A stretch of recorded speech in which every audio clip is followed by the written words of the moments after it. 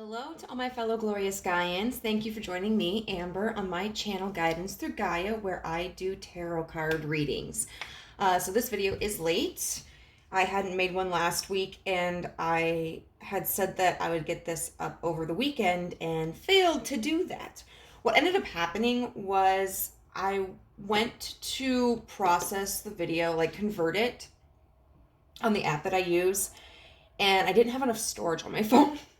So I had to clean a lot of stuff out of my phone, which, I mean, it was long overdue. But in the process of that, I accidentally cleared out the intro for this video. And that was a little disheartening. But, you know, we're here now. There's almost 500 of us. Like, holy hell. Amazing. You guys are the best. Anyway, what we're going to be doing is we're going to be looking at the current potential of this romantic connection. And I say current because I do believe that energy does change, you know, especially when you are inquiring about a situation that involves more than one person, you know. You may alter your course, or the other person may alter your course. And so this is just kind of giving us insight into the possibilities as they stand now, and a little bit of like advice based upon that. So we have 3 piles here like usual. We have pile number 1 with strength. Okay, card, not pile technically. Card number 2 with the Wheel of Fortune. And card number 3 with the 3 of Wands. So go ahead, take your time, but hurry up. The choice is yours, but don't be late. No, seriously. Just pick whatever one you feel calls to you, or pick all of them, or pick 2 of them, or whatever, and I'll see you there. Bye. Hey there, group number 1. If you chose the card Strength, then this is going to be your reading on what the current potential of this romantic connection is. I'm going to put that aside for a moment, and I'm going to shuffle some oracle cards. These are going to represent what the current energy of the connection is. So that way you'll have a better idea on if this is the correct reading for you or not. All right, so the current energy, the connection with pile 3. Oh, God. Current energy for pile number 3's connection.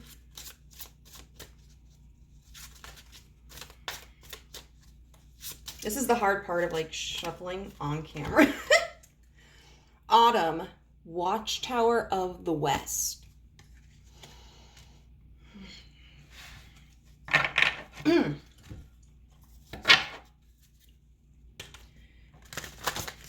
And with these oracle cards, like, I'm not taking any reversals. All right, universe, what is the Moon, emotions.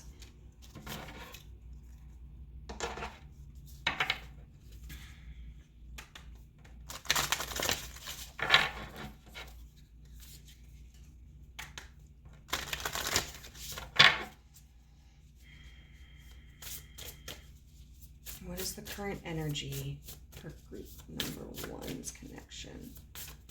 What is the current energy for group number 1's connection?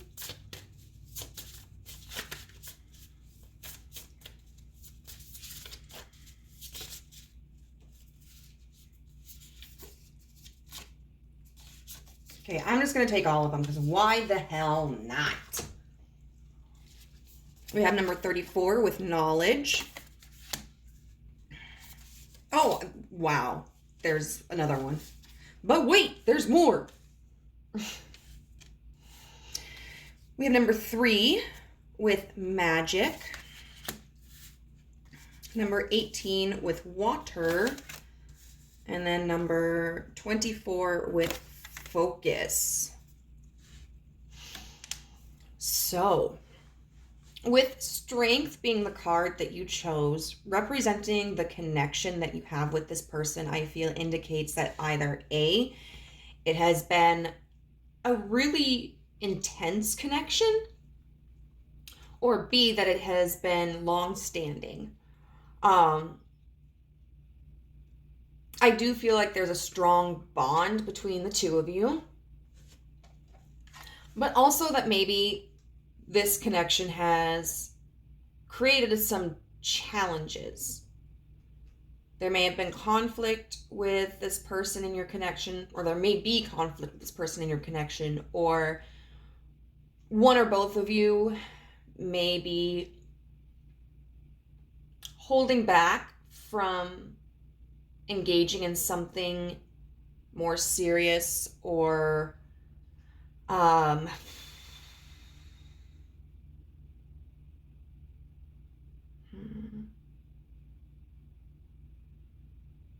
more committed.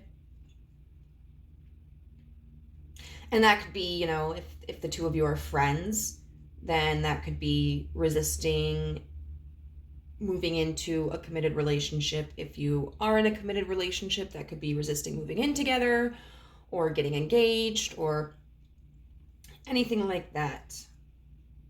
If you guys are in separation or are maybe in contact with each other but not romantically involved, this could be having the strength to not recommit or to not reach out. But with this being a major arcana card, I do feel that this is a pretty significant connection. And I mean, I suppose at the end of the day, when we are experiencing a connection with somebody, it seems really significant at the time. But this appears to be a connection where even if the two of you were to never see each other again, you would probably think about them from time to time. Or maybe like what has transpired between the two of you has really impacted you and shaped maybe the way that you present yourself in relationships or the kinds of partners that you're looking for. See, with the Watchtower of the West and Autumn,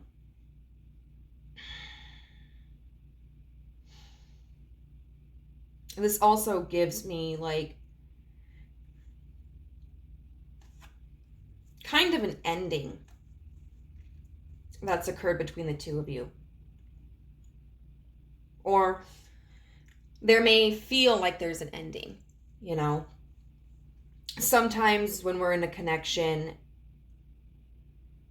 when it's not all sunshine and roses, and we don't feel madly in love with the person anymore, maybe we aren't communicating with them as often as we used to, we might kind of feel concern over getting too comfortable and maybe things are coming to an end.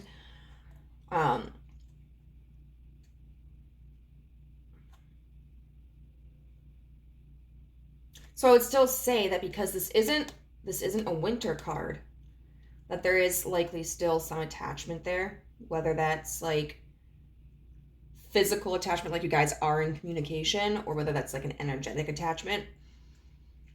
But the good thing about like autumn is that it's a season of harvest, you know? It's not just that like, oh, everything dies and looks, for those of us that experience winter and fall or autumn, it's not just that like everything dies and looks brown and barren. It's also just that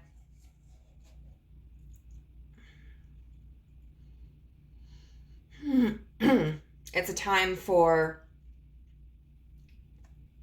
farmers and ranchers to like take what they have worked on throughout the year, all the crops that they have managed and maintained, and harvest them. You know, it shows growth, it shows expansion, it shows maturity.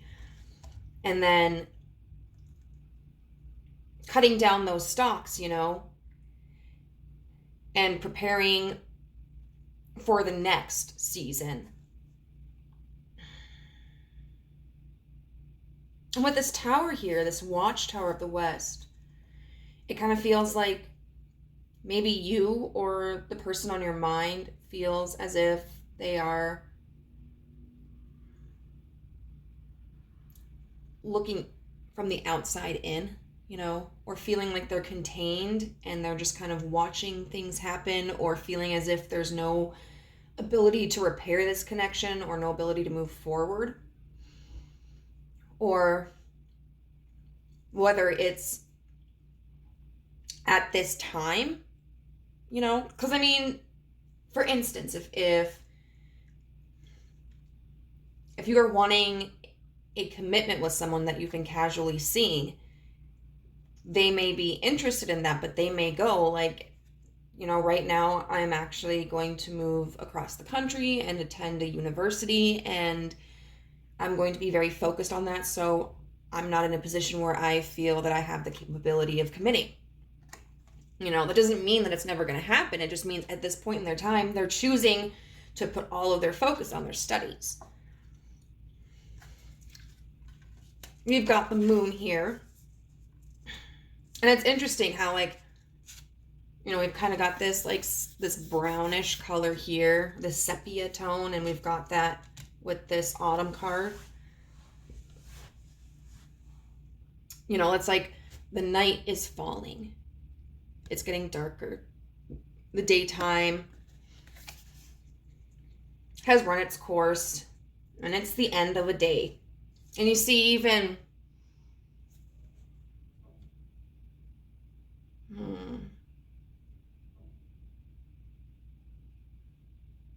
feels like this is a waxing crescent. Or no, a waning crescent. But I'm not entirely sure. I could be wrong about that.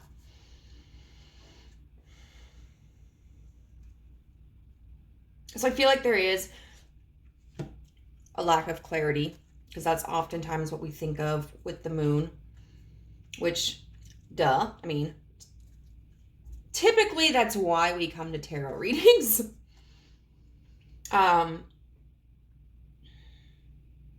Could be lack of clarity on the situation.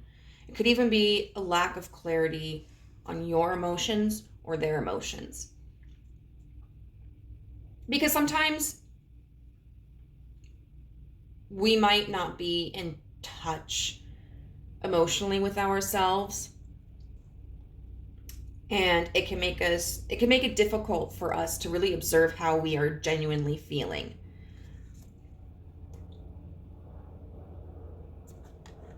We have card number 34 with knowledge. So once again, I feel like this is a long-standing connection. It's kind of like this reflective energy, you know? Looking at this as like a chapter of your life and being able to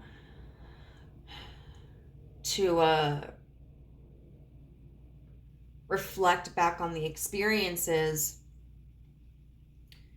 and, you know, focus in on the positive times, or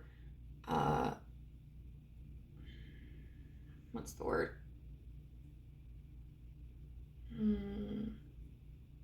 Analyze like maybe the negative times.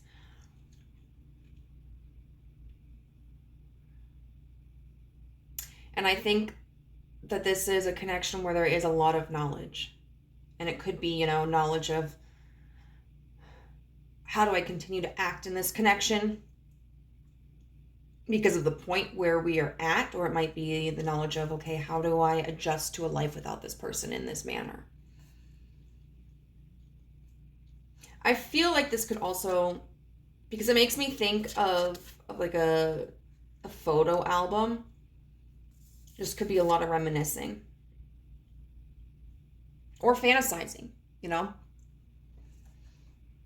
thinking about what the future could hold. We've got magic here. And so I think this is a connection that's really been captivating to one or both of you. This connection has had a significant impact and potentially could feel like ethereal, could feel like there is a magical aspect to it, maybe that there is a spiritual connection or a soul connection, or that, you know, the divine kind of orchestrated this. Water definitely brings me back to emotions.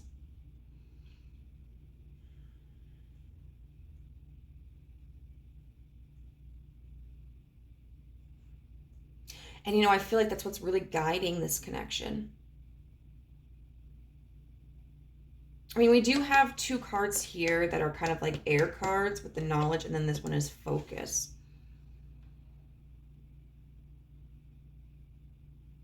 But I do just get this feeling of like this connection really revolving around emotions, the heart center. And it could be that there's a conflict between like emotions and rationale, or practicality, or intuition. And then with 24, focus, I think that is probably the struggle that's occurring in this connection.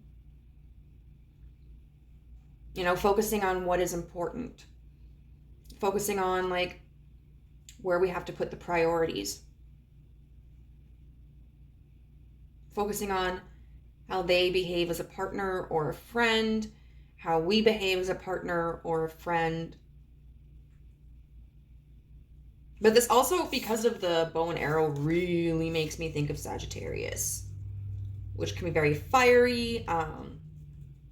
Sagittarians are also really hungry for knowledge. They love to explore, and that could be the situation too. You know, for instance, if the two of you are pretty young or started to see each other when you were younger, and this has been like a long-standing connection, it may be that someone in this connection wants to just explore more, whether it's more romantic opportunities or explore life in a way that would exclude the other party. It could be too that one person, even if this isn't a long-standing connection, may have feelings for another person, but not be ready to commit, not be ready to take it to the next level. They want to explore their options. So yeah, that's what I'm getting for this. So what we're going to do now is we are going to take a look at the strengths of this connection, the weaknesses of this connection, and what the current potential of this connection is. Reminder, potential can always change. Wait, where am I? How did these cards get like turned around?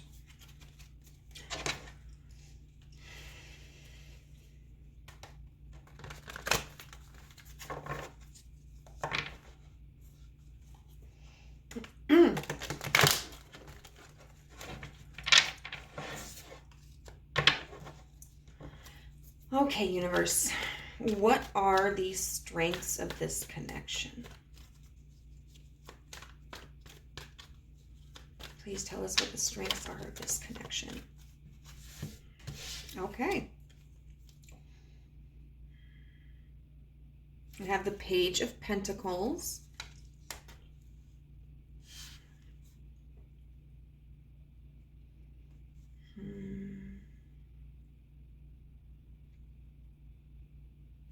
I want to take this.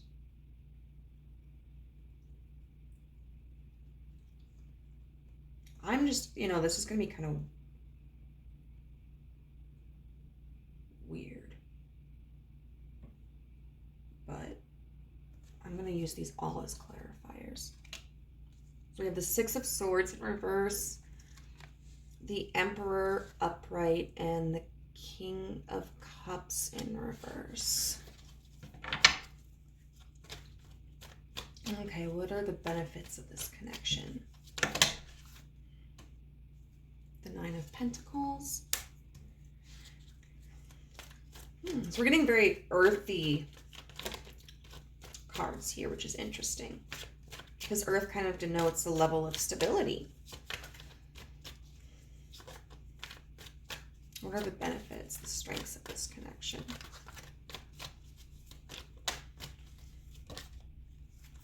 And then the moon. Of course it's the moon. I'm just going to let that go right there because I don't know.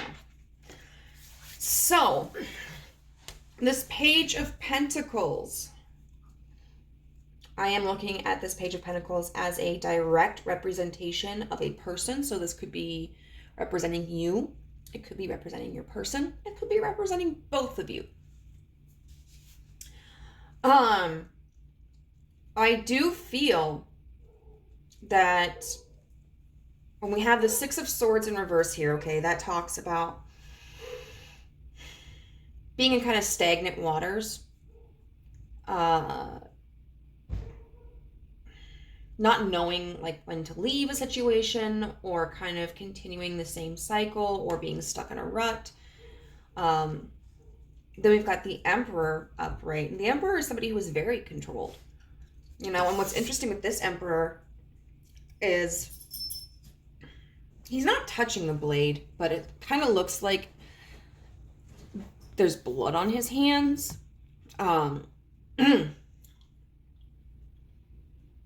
And the Emperor isn't somebody that we typically see represented in like action or battle.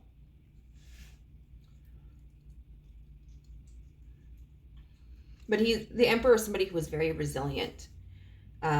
Somebody who has mastered themselves and can handle situations even when they're chaotic, you know? And somebody who is able to think outside of the box. And then we've got the King of Cups in reverse, which can talk about somebody who is emotionally detached. But it could also, I think, represent that, you know, maybe emotional turbulence that's occurred in this connection. If there have been times where maybe the two of you had falling outs or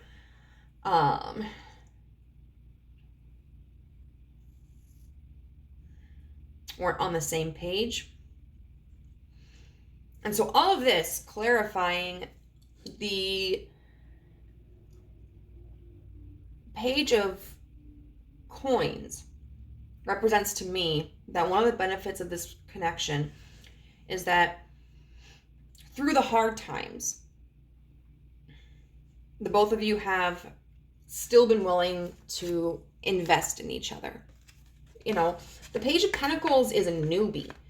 He is fresh on the market. He's not going to really put all his money, like bet all his money on one thing, but he's going to make a slow new investment. And so I feel like if the two of you have been an on again, off again couple, either you or this person or both of you have been willing to try again and like let the slate be clean. I also see with the Nine of Pentacles here, one of the benefits is the ability to maintain independence. And we can look at this literally as like financial independence, you know? It can be very difficult when two people are involved and one is financially dependent upon the other. But I think we can also look at this as independent in a way where you guys both have your own hobbies and interests, your own friends, and you may intermingle those things at times, but that you can function without each other. You know, there are some couples who, or people who are interested in each other who just feel like they can't exist without the other person. Even if they're together, you know, and if that person is not right there next to them, it's like they don't know what to do. And I feel that's not the case for you guys. And then we have the moon. I do want to get a little bit of clarity on that. You know, the moon, this moon is interesting because it's like, it's really playful. And I do kind of feel like it's talking about,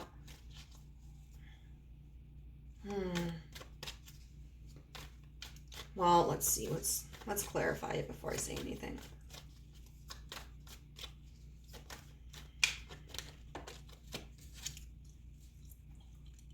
The Ten of Cups.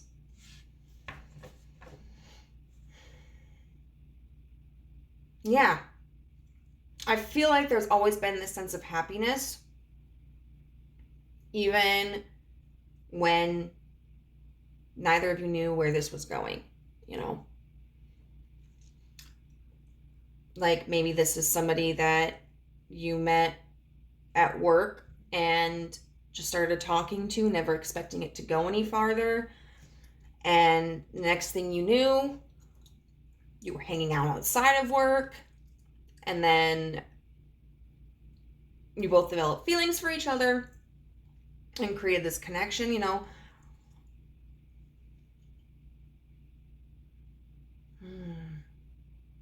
I just feel like it's a mutual sense of contentment, mutual happiness. So let's look at what the weaknesses of this connection are.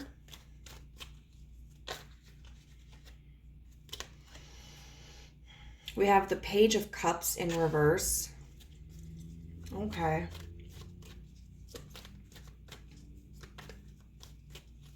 Weaknesses of this connection. So already I'm getting like a weakness is the expression of emotions, you know? Like you both feel this Ten of Cups towards each other, but one or both of you might not be expressing that. You might not be showing that.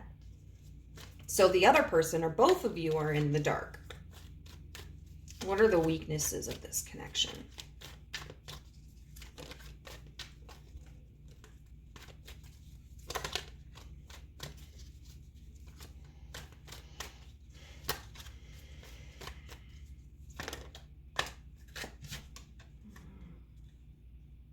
The Page of Wands.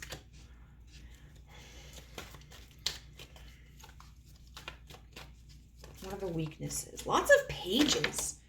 We've got the Page of Coins, the Page of Cups, the Page of Wands. And then the Seven of Cups. Once again, lots of water energy here. So I refer back to this Page of Cups in reverse. I think that there's been a lack of communication about emotions. A lack of demonstrating potentially like gratitude for the other one, or maybe in instances where there has been a conflict, really expressing oneself about why that conflict existed for them and how they felt about it.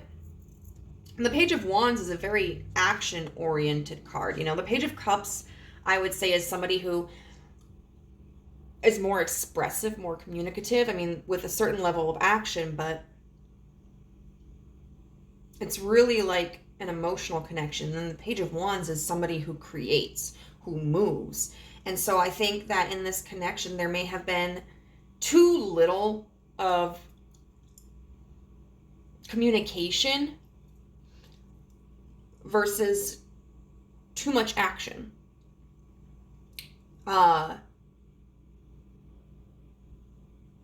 And so there may have been expectations that both of you had that maybe you thought were obvious, you know, to the other. And then you turn around and find out like, oh, they had a completely different idea of what was going on. So I'm trying to think of a good example here.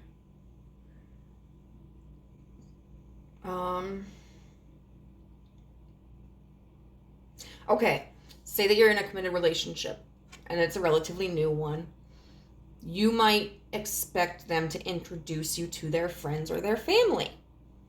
And you could be waiting, you know? Or you could be trying to like invite yourself to go with them. Like, You hear that they are going to go do something with their buds, and you're like, oh, that sounds awesome. Can I come? Or like thinking about like, hey, do you think we should spend Easter with your family?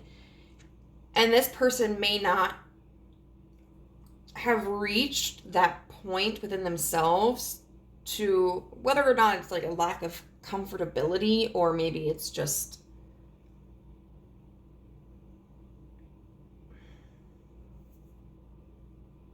a standard for them.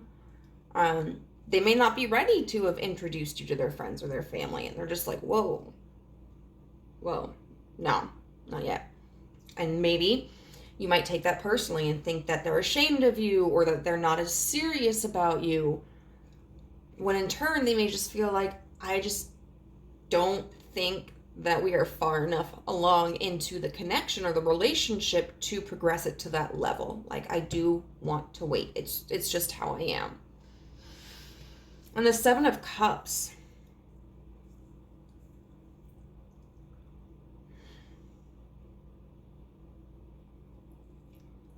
There was something else I was thinking about options. Oh, yeah. Because the Seven of Cups is about daydreaming, it's fantasy, but also a multitude of options. So I do want to get some clarity on that.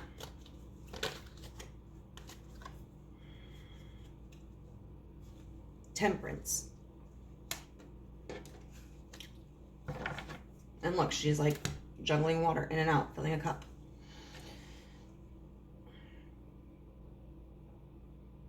So I do feel that one of the negatives is that there's some hesitancy to deepen the connection or recommit or what have you, because there is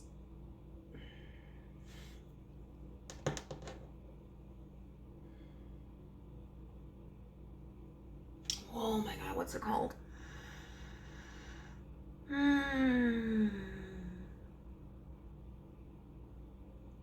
Not inconsistency. Well, there's like a lack of direction. Like, do I want to be in a committed relationship right now? Or do I want to like just date around? Or I really want to go to this college, but then that's going to create a wedge between me and pile one. So like, how can I work around that? Like, we could do virtual communication, like we can FaceTime and everything, but is that going to be enough? Or should I break it off? Or should I choose a different college? And it's all in this attempt to maintain a certain level of moderation, a certain level of balance. Like, let's not get ahead of ourselves. And so I put it in air quotes, like, the weakness, because that can be a very, indecision is what I was thinking of, indecision. That can be a very healthy trait to have. I am somebody who tends to jump the gun emotionally on things. So it is beneficial for me to learn how to slow my boat, or have somebody who can hold me accountable and be like, Amber, stop and think about that. But in a connection, it can be a weakness because it can be hindering the progress of the connection, the deepening of the connection. Conversely, it can also be a negative if this person just refuses to make a decision, or you refuse to make a decision. It's like the people that have been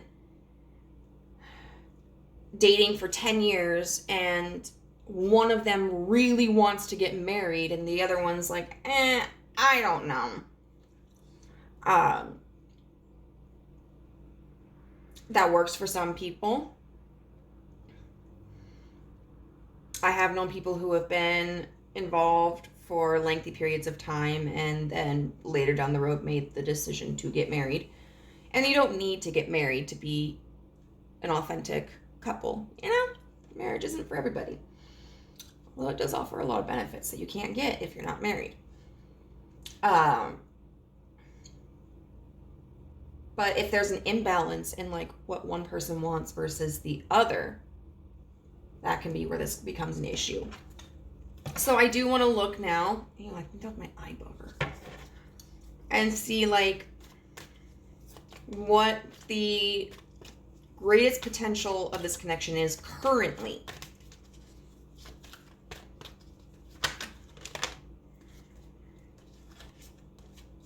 The Seven of Swords in reverse. The Devil in reverse.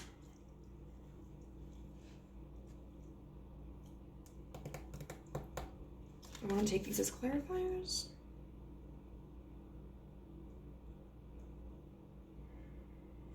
Because I feel like they could be either way. No, yeah, we're going to put them with as clarifiers. And the Knight of Wands in reverse. What is the current greatest potential of this connection? The Hierophant in reverse. What is the current greatest potential of this connection?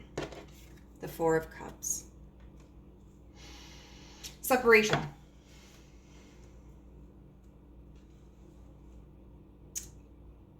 So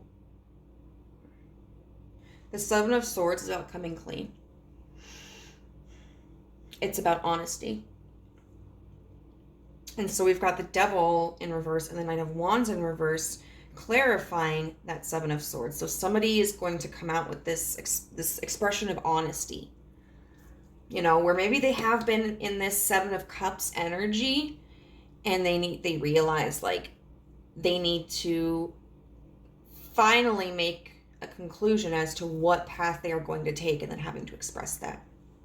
The expression looks as if the Devil in reverse is about releasing addiction, or releasing like a pride, releasing attachments that are holding us back, or that don't resonate with us, or that may not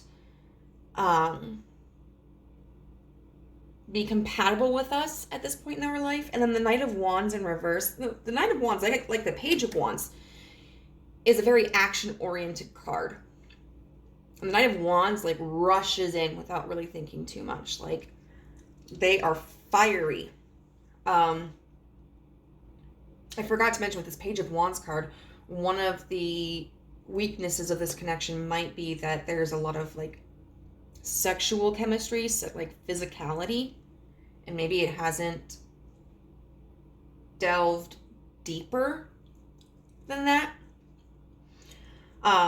But the Knight of Wands in reverse, they have decided not to move in that direction.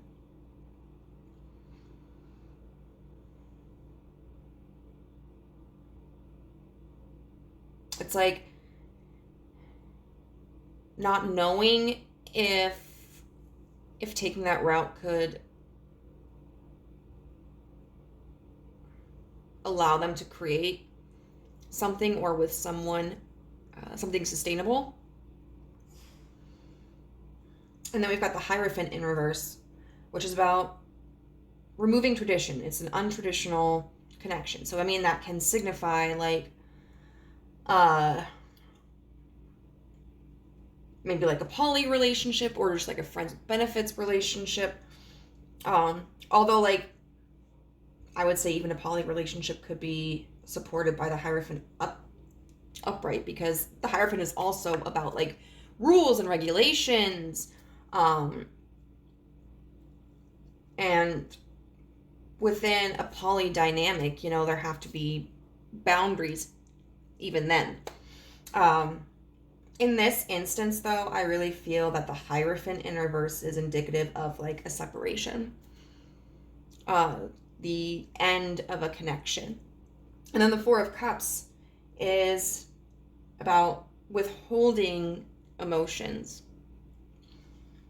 not giving emotions, not accepting emotions, which is interesting since, you know, we see that here with this Page of Cups in reverse. You know, and the Moon clarified by the Ten of Cups, and this King of Cups in reverse. so it seems like there's going to continue to be an emotional withholding. I do feel that potentially the two of you could part ways too, if you already haven't. Because I would say, like, even still connecting with each other, like if you decide to just be friends, that can be an emotional bond, you know? So this could potentially mean that there's a separation to try to soften that emotional connection and that emotional bond. So we're going to look at some objective truths about this connection. Please give us some objective truths. Self-indulge. Focus on self, self-worth, time to heal, shadow work, self-appreciation. And I know y'all are probably tired of hearing that. I get tired of it too. But it is always a good idea to take a hiatus or a break and really work on the healing process and building yourself back up. And that's not to say that you can't do that whilst you're in the middle of a connection. But to get that process started so that, you know, if someone was unreceptive of you, or like they weren't emotionally vulnerable, or they walked away, like, then you don't have to feel like that defines your worth, you know?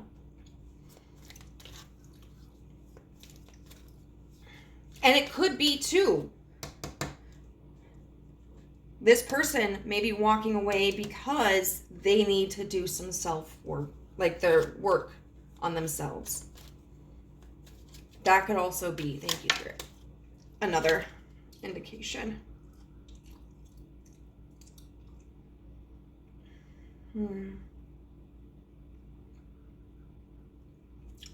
Wedding rings.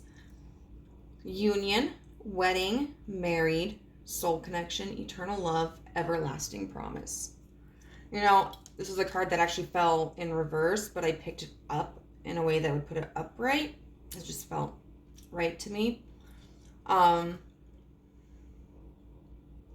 I would say that there is, for some of you, still potential in this connection for there to be a union, and a commitment. Because like I said, this is just the current energy. So it could be that after some time of like separation, if that's what you guys go through, that maybe there's a reconnecting, you know? I will say, no matter what happens, you'll be okay. You know, if this person and you end up getting married or becoming committed or anything like that, or whether you don't, like, the most important thing to remember is that you will be okay. It doesn't feel like it sometimes. It really doesn't feel like it, but you will, I promise you. I also just want to say, of course, it is perfectly understandable and reasonable and acceptable to like hope for something and want something. But don't allow any hope or desire to give you tunnel vision so that you miss out on other opportunities, or so that you are holding back from living your life to the best ability. Like, say that you and this person have split up and like there's this amazing opportunity that comes up for you for a job that's like your dream job, but it would involve you moving halfway across the country. Take the job. You know? Do not sacrifice that because you're hoping that someday this person will come back. If they come back, you guys will reunite no matter where you are. You know? They could find you on Facebook. They could run into you while they're vacationing. They could, I don't know, talk with a mutual friend. Or you might meet someone who's a better fit for you in this new location. Do not hold back for this person. All right, and what other objective truth do we have, Spirit? Oh my God. Okay, Phoenix, new phase, rekindle, renew, transformation, growth, and changed mind. This could talk about any number of things. And this could certainly talk, I think, about the potential for a change in your connection with this person. I think it could also talk about entering into a new phase of your life. You kind of being reborn, or this person kind of being reborn, because people change, you know, we do over the years, we do change. And change can be good.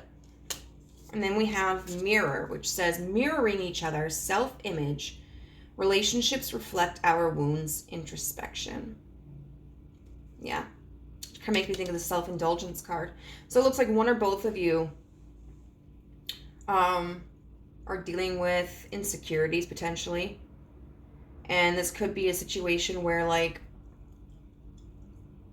maybe one person triggered the other, you know?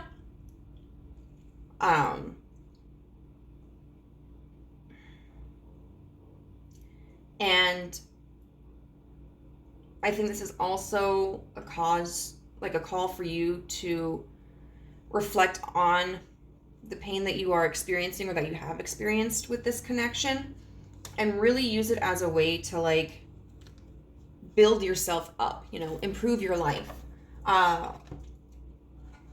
So for instance, there was one guy that I had an ongoing, like, hookup relationship with, and I was very emotionally attached to him. But he was really resistant to commitment. And the last time we slept together, I was so mad because, like, he finished and then it was gotta go, you know? And so I was kind of fuming for a couple of days, but then I thought about it and I was like, you know, I could be mad, but at least for me, this is what always happens with him. Why would I expect anything differently? Plus, you know,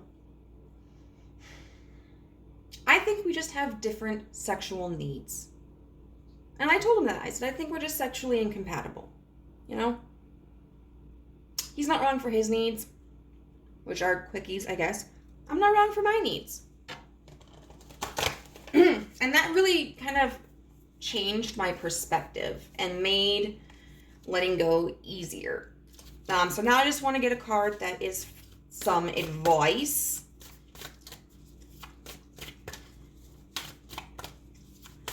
What advice do we have for group 1?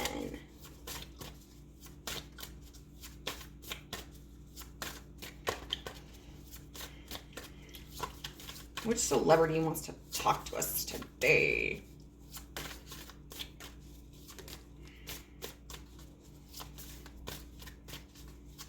Oh my goodness.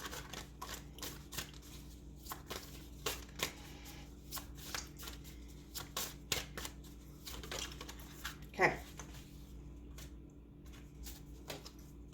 We have Josephine Baker here. I'm not familiar with who she is, but she is lovely. So with this oracle deck, they have these sayings that can be applied to, like, one night stands or hookups, applied to committed connections, and then applied to, like, friends and family. So I'll read all 3 of them. So you only need a bunch of bananas to make an impression. It's not about beauty, it's about luck and who loves you. Dance your way into immortal love. And so it's kind of funny because when you look at a bunch of bananas, they could be talking about, like, a lot of bananas, or when you just have multiple bananas, you can it's a bunch.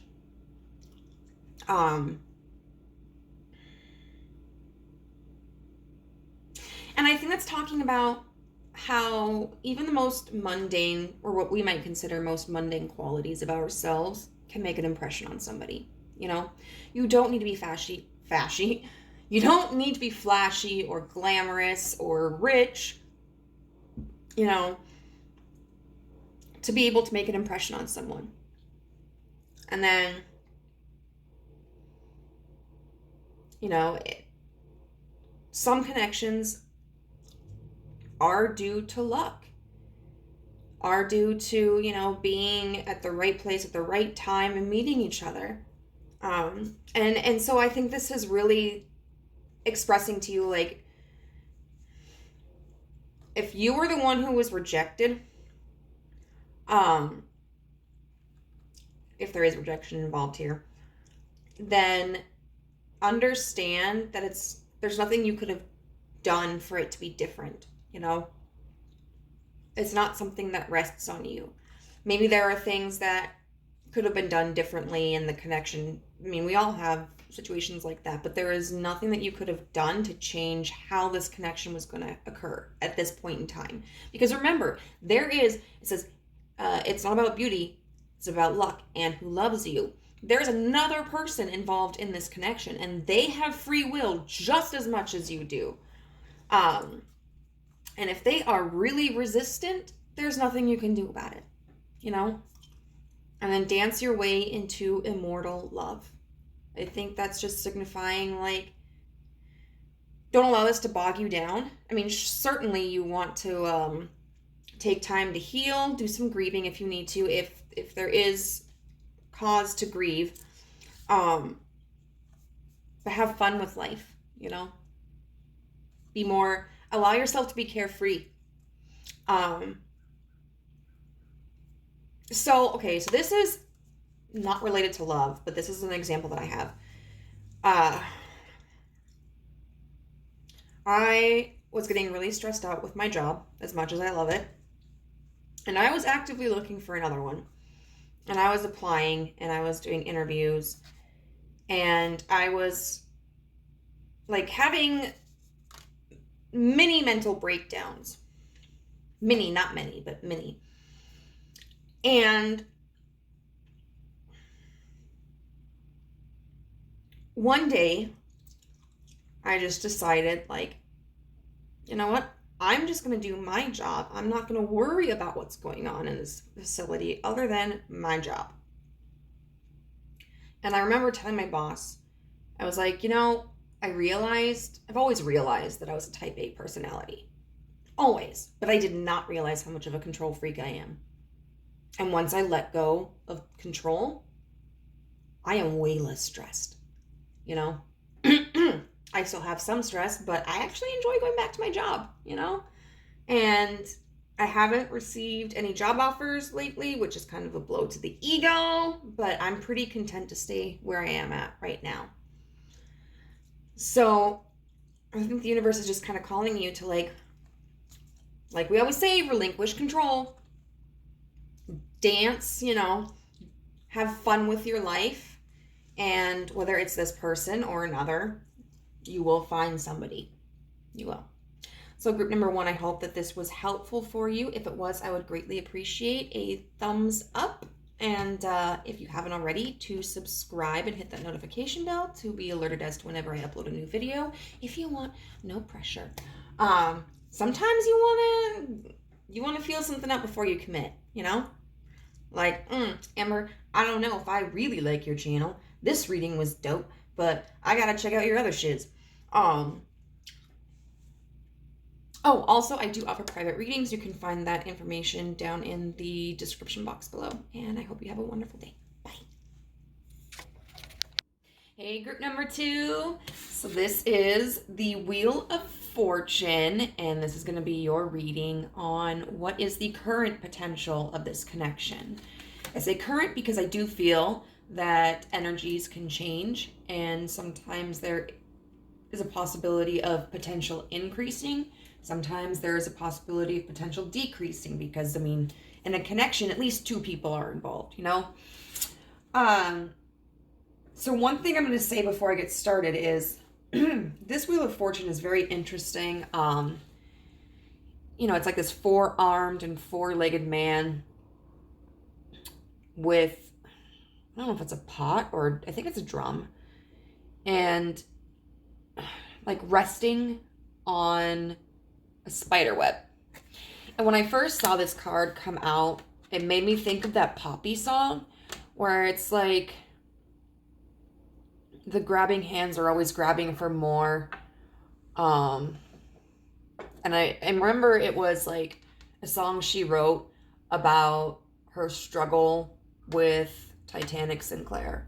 If you haven't heard of Poppy, I would highly recommend going and checking out her channel. Like, the beginning stuff is where she had this persona as a robot. And like everything about her was deleted online. But then she had a falling out with Titanic Sinclair because he was just a dick and a creep. And she kind of like reinvented herself. And I just think she's a fantastic artist. So what we're going to do is we're going to start off with getting some oracle cards that are going to describe the type of connection that you have with this person, which will indicate if this pile is fitting for your situation. I'm not going to be taking any reversals. All right. Can you please, universe, describe group number 2's connection with their person? B's community.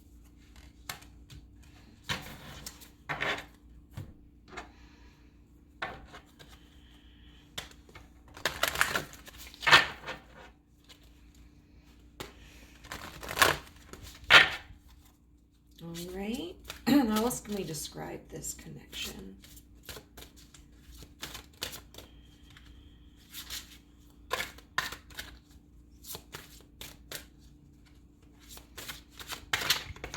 How else can we describe this connection?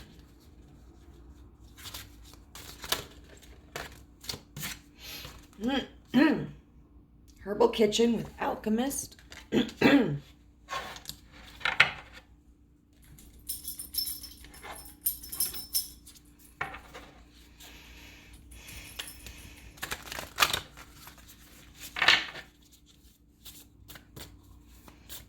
What else can we say about this connection?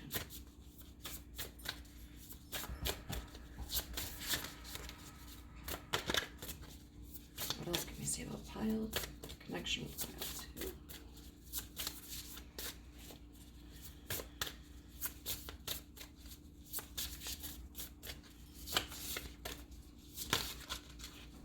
2?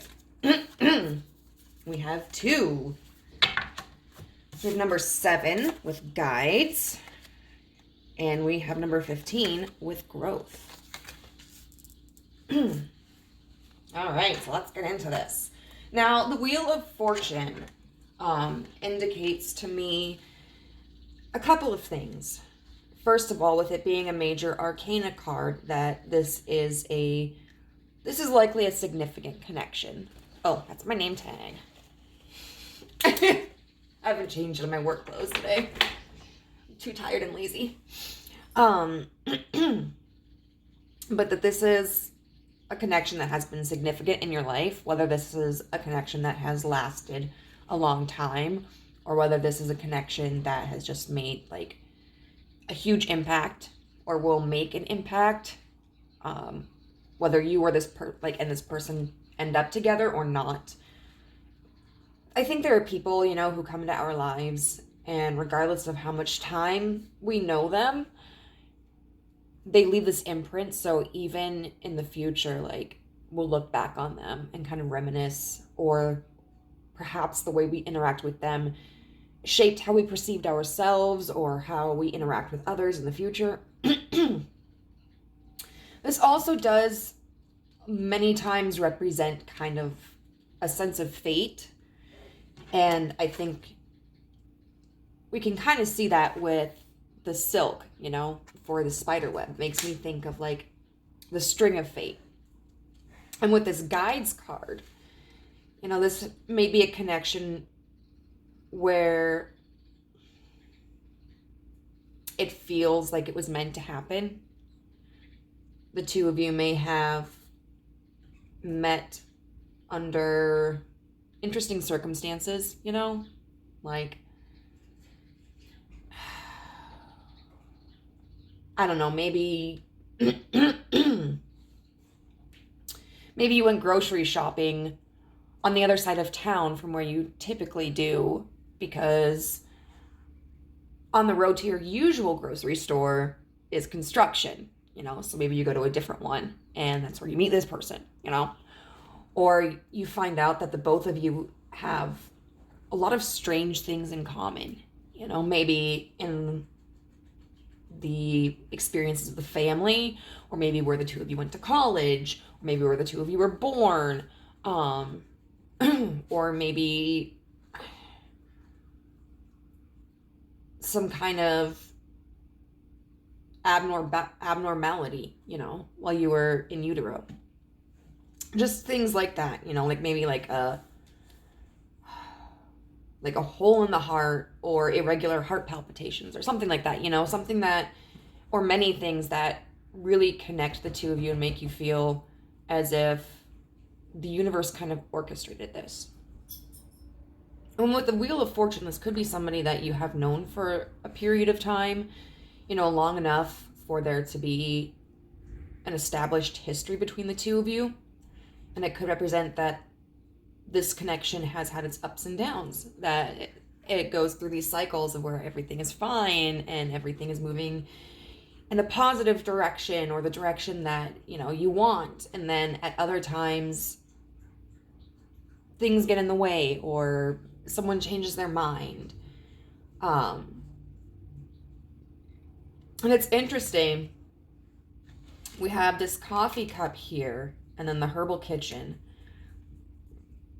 So that makes me feel like very cozy, you know? Like when you go out to coffee with someone to catch up, and you've got the aroma around you, and you're sitting there and you are just like sipping on your beverage and being relatively casual with the other person.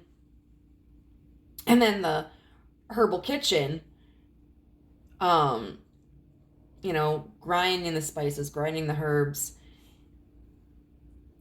It just, like, it's very cozy. You know, that's the kind of feeling I get. And maybe that is, I really feel like at times that's what the connection feels like. It feels like home. But this coffee cup, you know, it says bees and community,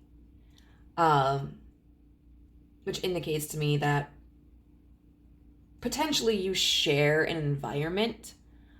Can I read what it says? Just be coffee. Just be coffee. Okay.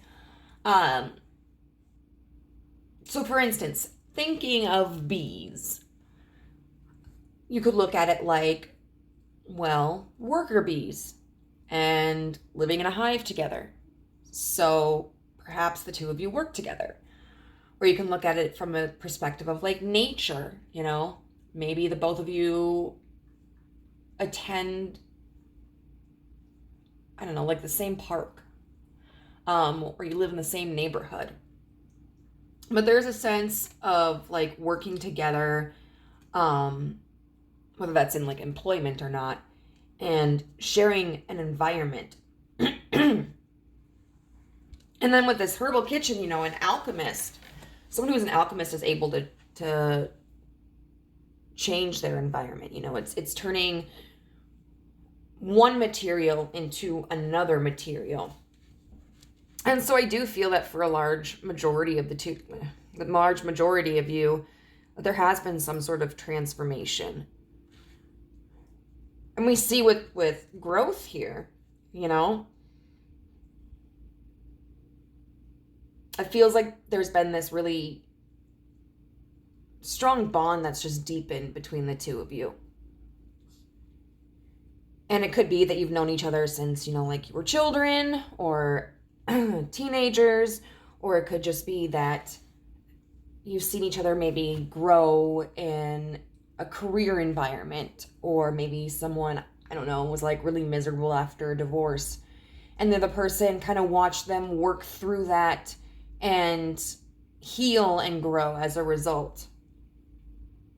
But it's interesting because this Grow card, you can kind of look at it like this, like the spiral goddess. I don't know why my voice is doing this. I've really curbed how much I smoke, and I think that's because of the Wellbutrin. So I don't know why my voice is going crazy. But you can look at it like the spiral goddess, which is all about expansion and fertility. You can also look at it like hypnotism, you know? Kind of this sense of being hypnotized by each other, being out of sorts, maybe not feeling in control at times. And then furthermore, with this guides card, this makes me think of Aquarius, you know, because this is essentially what that symbol is. And Aquarians to me are people who can be very practical and who can kind of put their emotions behind them at times. And people who are really good at thinking outside of the box. I don't know. Maybe that'll mean something to you. So what we're going to do now is we are going to look at what the strengths of this connection are.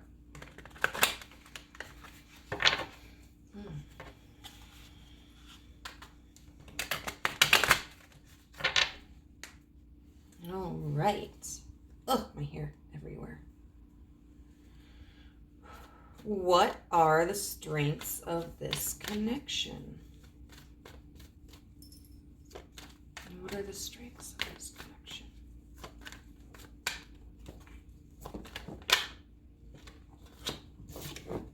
We've got the Four of Cups in reverse. And so that feels that as if one or both of you may be somebody who has been or is typically closed off emotionally. That may have had walls up or very strong boundaries or didn't feel comfortable being vulnerable. And it seems that this connection has the strength of like drawing that vulnerability out, you know, feeling comfortable with each other, trusting each other, and being authentic, you know, and, you know, exchanging that energy, because someone who is a Four of Cups upright is someone who's kind of isolating themselves from others. They're just like, I'm just gonna chill over here by myself for a while. I don't want y'all's resources, and I have no resources to give. But when it's in the reverse, it's like a person is coming out of that state of mind, and they go, okay, I'm ready to rejoin society a little bit, or this connection feels safe, or I value this connection enough to kind of open myself up to you. Okay, so what else can you tell us about the strengths of this connection?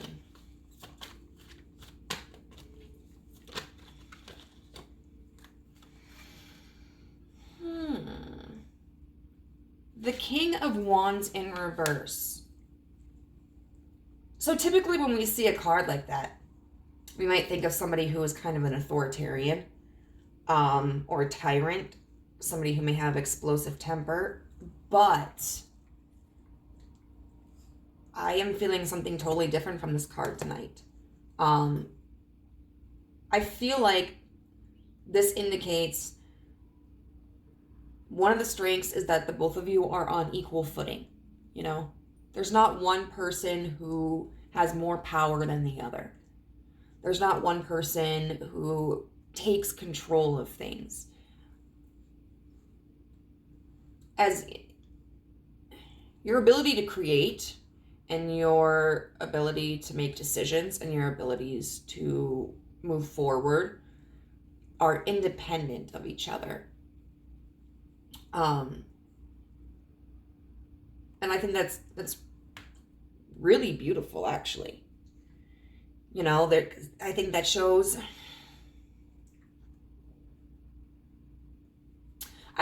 mutual respect.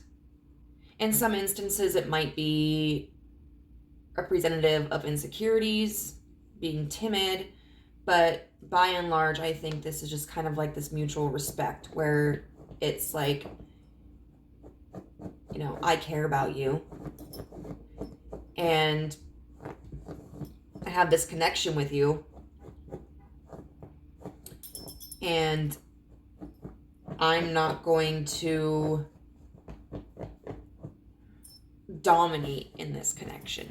You know, we're on even playing ground. Jack, it's okay. You can sit on the pillow. You don't need to scratch it. All right, what's another strength of this connection?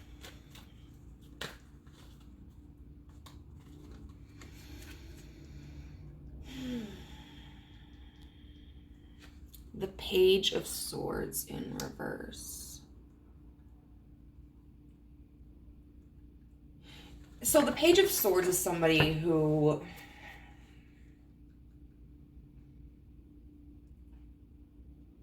is young and inexperienced, but pursuing knowledge, pursuing the deepening of their understanding, their intellect, their ability to analyze.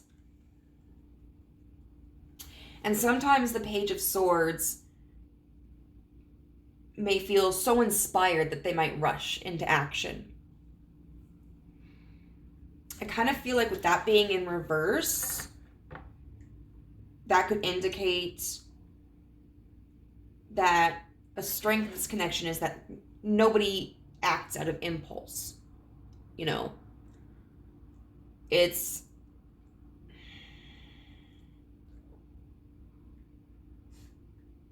I feel like behaviors in this connection and the ebbs and flows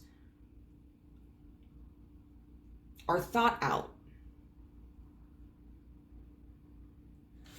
I am going to see if I can get one more for that, like just to clarify the Page of Swords in reverse. Clarify the Page of Swords in reverse.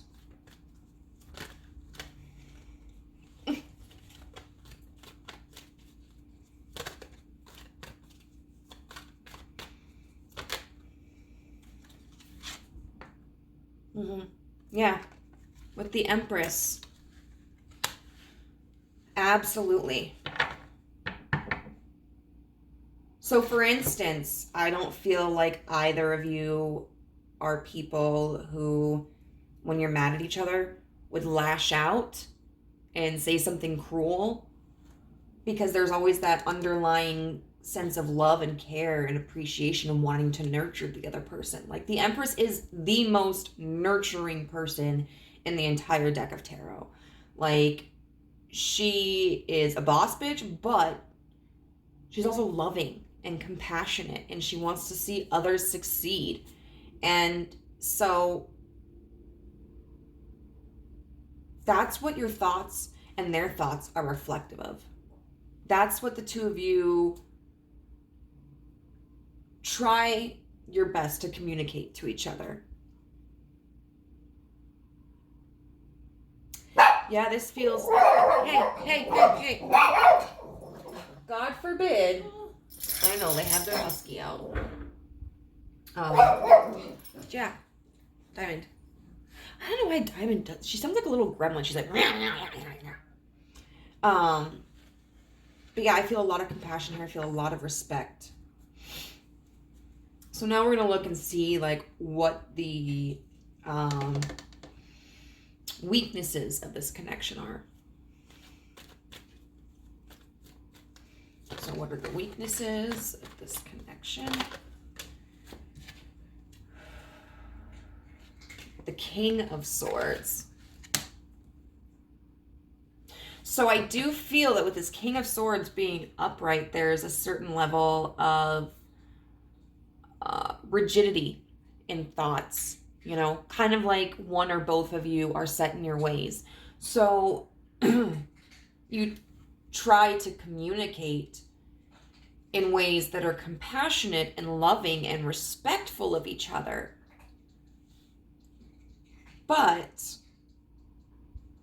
it can sometimes feel like there's no way to compromise because one person is set in their ways, the other person is set in the opposite way. And neither one is willing or knows how to compromise, to meet in the middle. So yeah, definitely a sense of stubbornness, being set in the ways, closed-minded.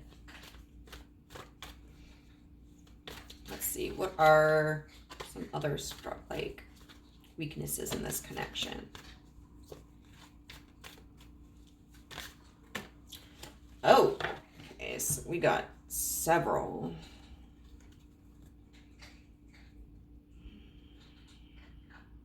Okay, so we've got death in reverse, and I'm going to use these all as clarifiers. We've got the Nine of Wands in reverse. We've got the Star. And we've got the Six of Pentacles in reverse. So with death being in reverse, that indicates that there is resistance to change or lack of change. And that may be why we're represented here by the Wheel of Fortune. Potentially these cycles continuing. Because we've got the Nine of Wands in reverse, which can talk about not traveling down the path, you know, not making that journey, not putting in that effort.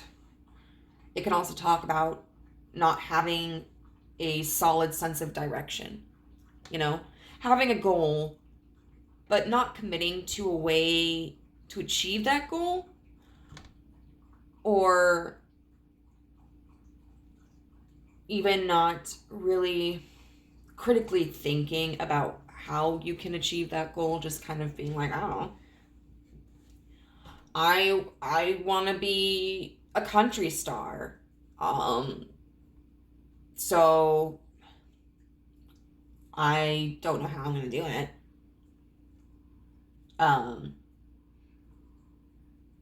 You know, maybe I'll post a couple of songs on YouTube and then like never get back on.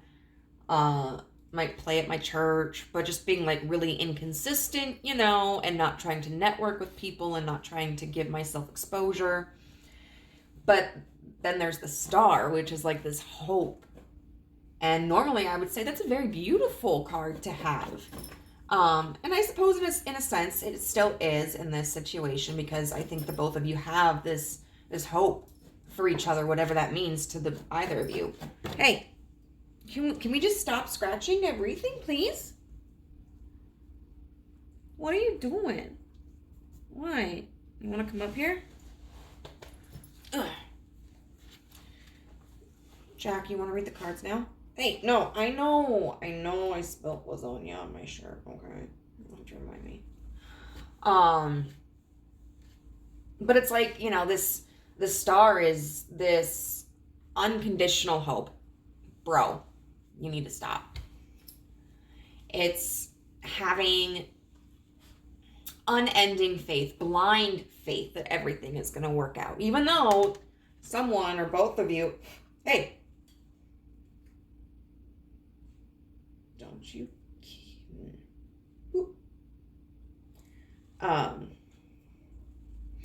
but even though someone isn't moving in the right direction, or someone isn't committing to a plan. And then the Six of Pentacles in reverse often talks about giving without receiving, you know, or investing in something that has no gain, or that is not producing any gain.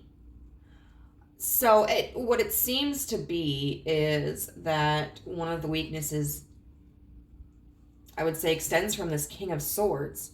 You know, you both have these desires. You both feel drawn to each other. I would say you both see each other as extremely positive influences in the other's life.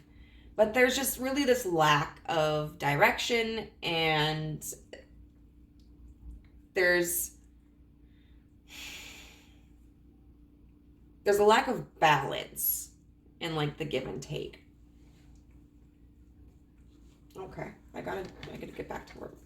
Get down. Get down. Thank you.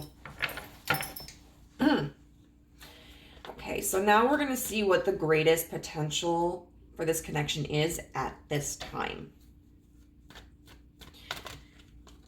And this one's going to be a little bit, well, it's probably going to be significantly shorter than group ones, but that's because like a bajillion cards fell out for expressing, like describing what the situation was, and I just took them all and was like, all right, let's do this. Okay. So the Three of Wands in reverse.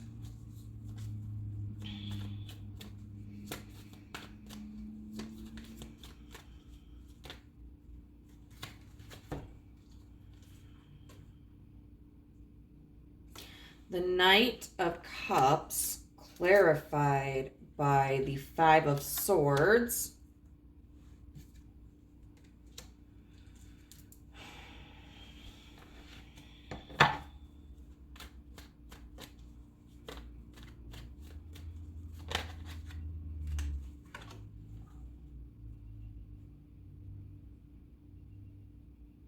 And the Seven of Cups in reverse.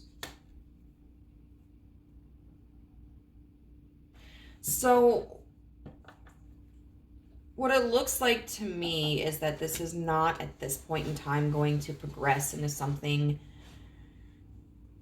more committed, or something committed if the two of you aren't already. Or that there may not be a reconciliation if the two of you are in separation at this point in time. Because we have the Three of Wands in reverse. Now, upright, it would talk about like expansion. You know, we're making these plans. We're setting up the posts to make this really strong foundation, this kind of like home or this sanctuary. But the Three of Wands in reverse is kind of like abandoning that, you know, or dismantling it. And that could be something that's temporary because maybe we realize like, shit, we don't have enough money for this project, or we're out of resources, or you know what, something came up that I really need to take care of in my life, so I'm gonna have to put this on hold, you know. Or it could be something that's permanent. And then we have the Knight of Cups with the Five of Swords. The Five of Swords, it's such a defensive card. And I mean, you see, for instance, these birds. You've got three of them. I never noticed it. I thought it was just two. You've got a white bird, a gray bird, and a black bird. And it's almost like they're struggling in this chaos of flying around these swords. But the thing is, like, they're only near the hilts. They're not anywhere near the blades. And the swords have enough space for them all to escape, you know? But they might be so focused on each other, like, this damn bird is getting in my way. Like, I'm trying to fly over here, and, like, their talons just got my face. Not realizing that they have, like, an exit to the situation completely. So I feel with the Knight of Cups being here, the Knight of Cups can sometimes be, Knights can sometimes be representative of like a messenger or someone coming forward with a message. I do feel though that this is more so about an indication of how someone or both of you are going to move. The way in which you will make decisions, and it seems as if it's going to be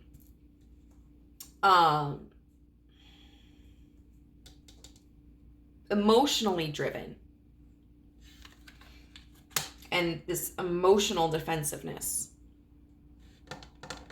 And the Seven of Cups makes me feel as if, you know, with this Wheel of Fortune, sometimes a cycle is out of our control, you know?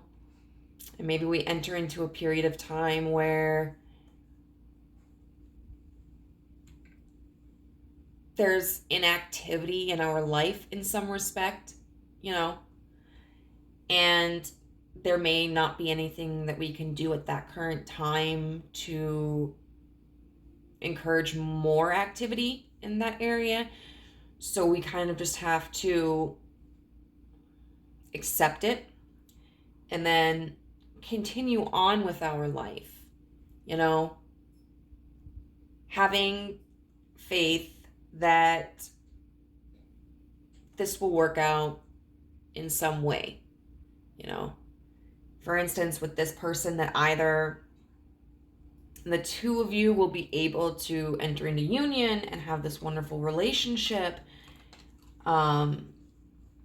or, you know, finding someone who can offer that to you, someone who has space for that. I want to see why there is this Five of Swords, because, you know, we have this Four of Cups in reverse, which I was just talking about how, like, y'all are opening up to each other. So why do we have, like, this emotional defensiveness too? What's with all this stubbornness? Like, what is going on? Got the Knight of Pentacles.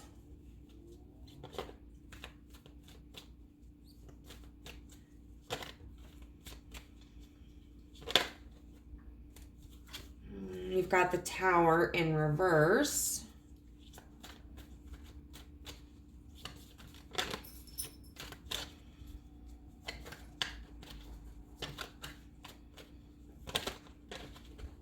And we've got the Eight of Swords. So one thing I'm going to mention with this Tower is that this is an interesting one, because typically the Tower is depicted by a literal building, you know, structure that is falling apart. But this one is a man being pierced through the chest with arrows. So with this Knight of Pentacles, what that indicates to me is that there is something that is moving too slowly. Someone may be feeling impatient. It also indicates to me that there may be somebody who is more focused on their career, their financial assets, that sort of thing. Then we've got the Tower in reverse, which is an intentional act of trying not to upset the balance, trying to prevent chaos.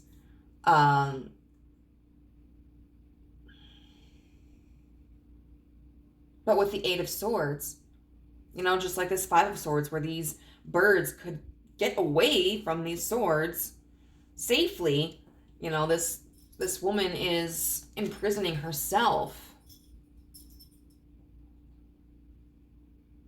Like, is that even attached? I don't know. I mean, her hands are, like, her wrists are shackled together. I just noticed, why does she have a rooster? I never noticed that before. I kind of just thought it was part of her hair blowing in the wind. Wow.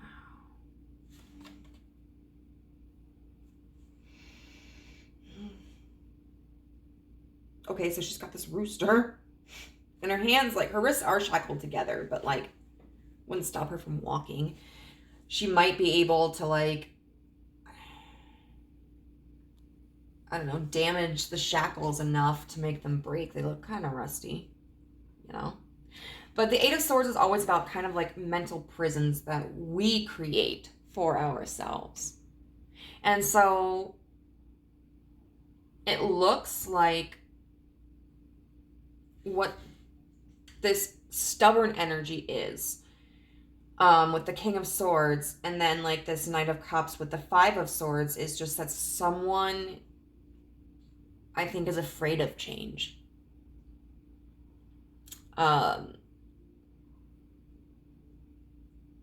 They may be afraid of taking the next step, whether that's like you guys are friends or coworkers and you have mutual feelings for each other, but maybe the other person is like, if we get together, like, this changes everything, you know? Like, maybe if one of you is like a superior to the other, like, someone's gonna have to transfer to a different department, or people are gonna talk at work.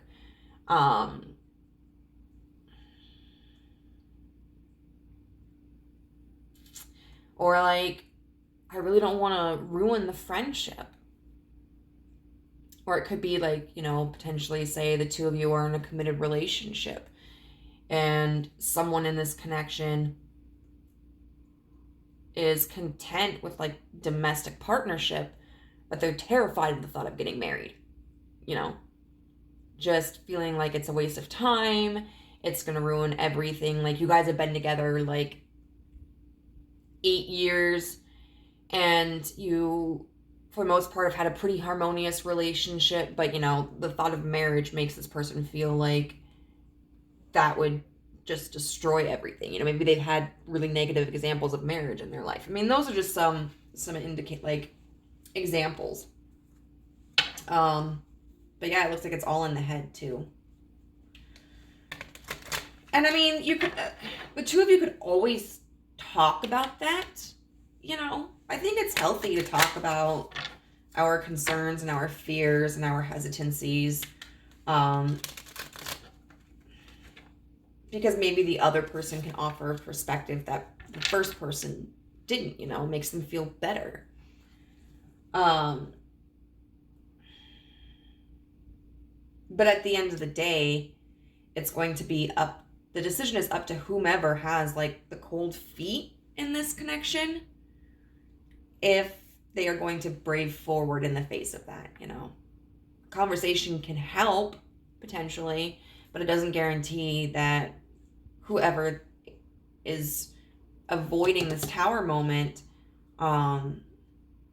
doesn't guarantee that they are going to forge ahead and allow this connection to develop more. So we're going to get some empirical truths, some objective truths from the universe about this connection.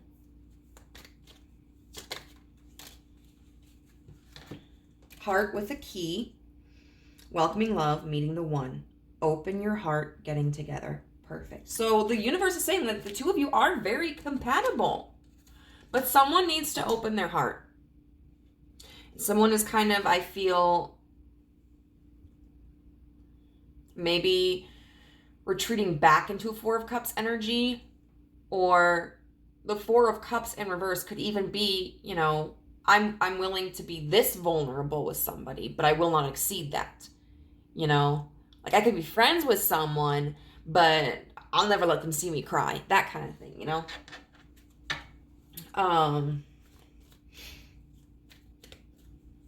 Let's see. What else can you tell us about this connection, universe?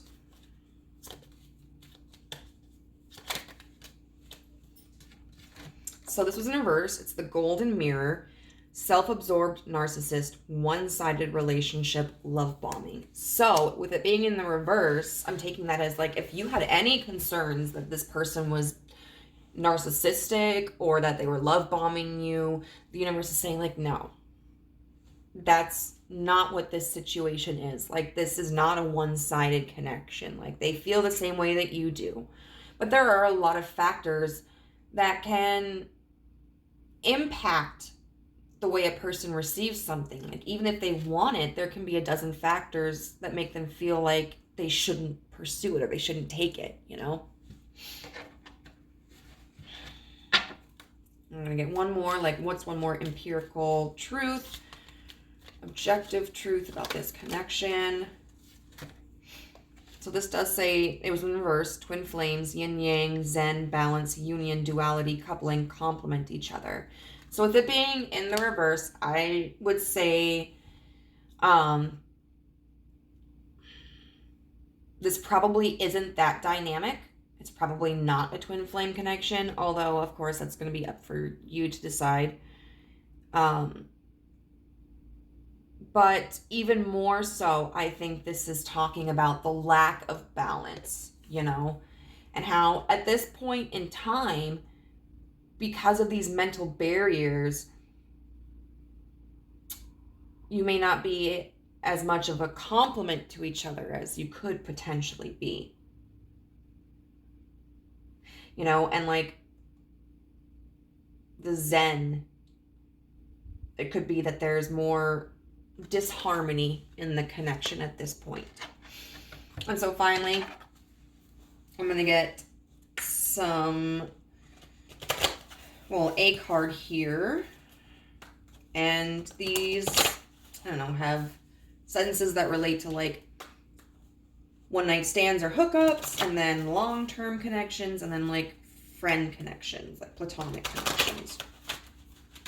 And I'll read through all of them. All right. Pile number 2. Pile number 2.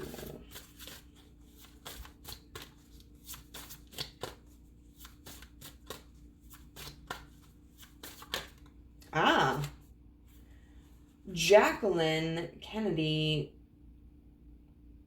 Onassis. So it says for the hookup, always be the first lady, which I think is like, at the end of the day, whether this is just a hookup situation or you're friends or like you are partnered together, you need to make yourself a priority. You know, like if you don't make yourself a priority, there's no guarantee that anybody else will. Because at the end of the day, most people are kind of just worried about themselves, which, I mean, isn't to say that there isn't generosity and kindness in the world, because I certainly think that there is.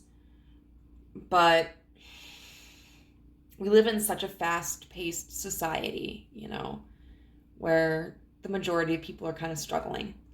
And when you put yourself first and you allow your confidence to grow and your sense of security to grow,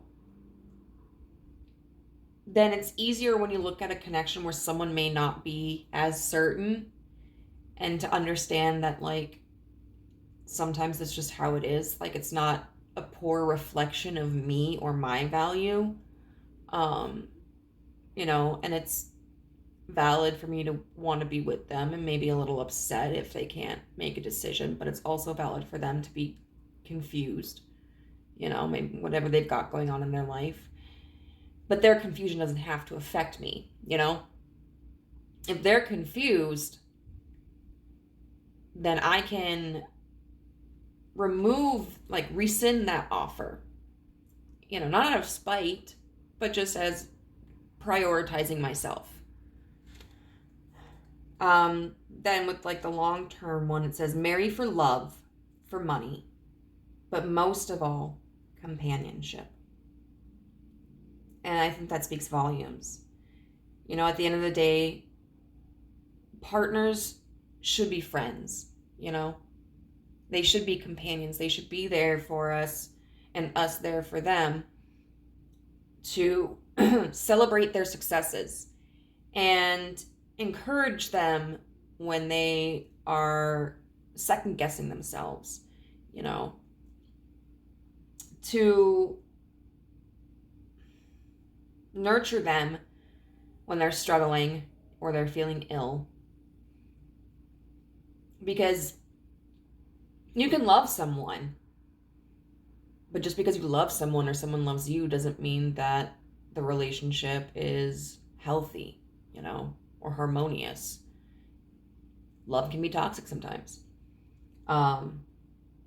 Money's nice because the world revolves around it, but at the end of the day, it's not going to solve all your problems, you know. But companionship, if you can really see your partner as a confidant and have that trust in them, like, that's what's going to make the connection last. And then finally it says, don't just take the picture, enter it.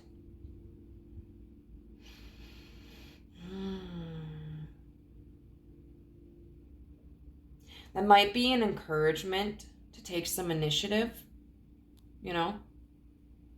If you have been somebody who's just kind of kept your distance or kept your thoughts to yourself, maybe out of concern for how this person would react, it may be best for you to approach them and communicate how you feel. But at the end of the day, like, your life is your own. Nobody else can live it for you. And if you don't live it, then you're just wasting it, you know? We don't have to go on adventures every single damn day of our lives. That's not what that's about. But the dreams that we really want to achieve, like, we have to work towards those, you know? It means communicating with people that we have feelings for. And if they accept those feelings and reciprocate them and are emotionally available, then that's great. But sometimes they aren't. And so sometimes that means, like, well, I'll just wait for someone else. Or I'll go speed dating. Or I'll start a Tinder account. Or I'll go on a blind date. You know, those sorts of things. So, group number 2, I hope this resonated with you. If it did, I would love to hear how in the comment section below.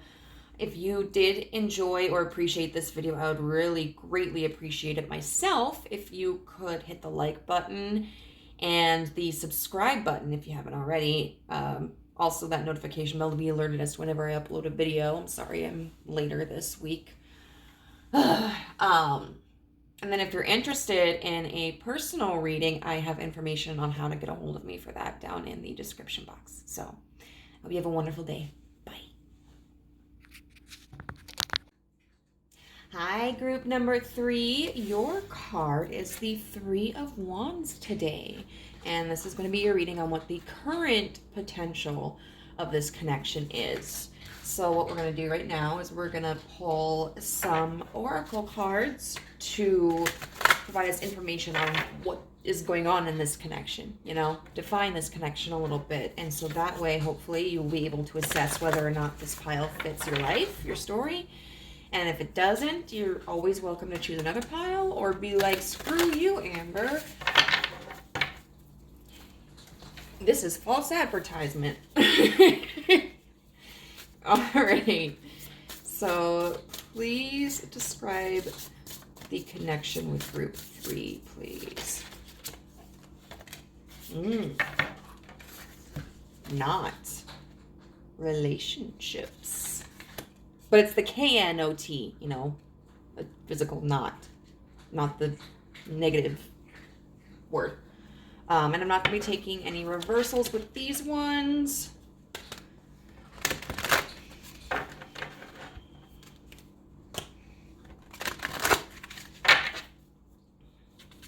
All right, please describe.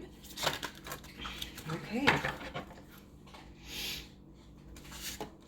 Witch's hat. Power.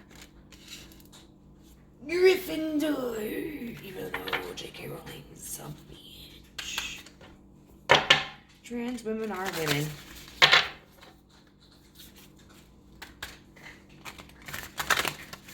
I think we should revoke J.K. Rowling's status. Like, she is, you know. Anyway, I'm not going to get on this tangent. All right, please describe group 3's connection. What is this connection? How can we describe this connection?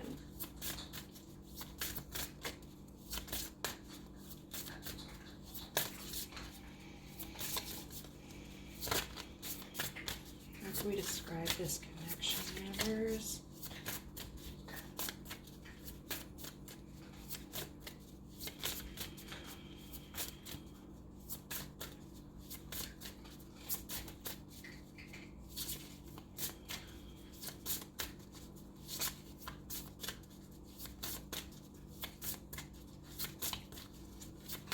I have a theory, like, these are some of the hardest cards for me to, like, have one fall out from. And I think it's because they're actually very well sized for one's hands. Okay, and then 31 with Talisman. So when I'm looking at the 3 of Wands here, what I feel is that this may be a newer connection, because the 3 of Wands is all about expansion. You know, it's the beginning, it's continuing the early stages of a project, you know? And we've got this character who's climbing a ladder. And then there's this, makes me think of Hogwarts, yeah. There's this castle in the background.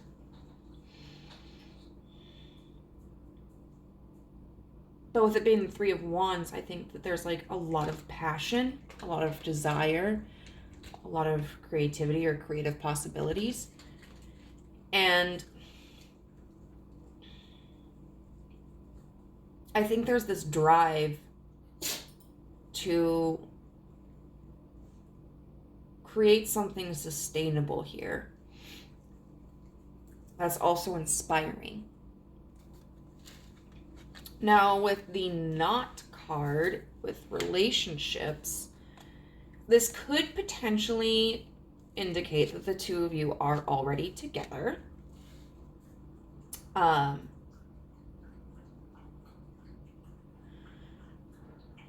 It could talk also about like having, like, getting knots in our stomach, you know, that anxiety. Or maybe there is a knot in your connection. You know, because when we create a knot, like, you create a knot like this, which looks like a pretzel, by the way, in your shoelace. If you tie it too tightly, it's going to be very difficult to get that knot out. Unless, like, I mean, I try sometimes to do the pushing together so you can pull apart, but that doesn't always seem to work, you know, especially if it's been a knot for quite some time. Or if it was tied extremely tightly. So there may be a situation where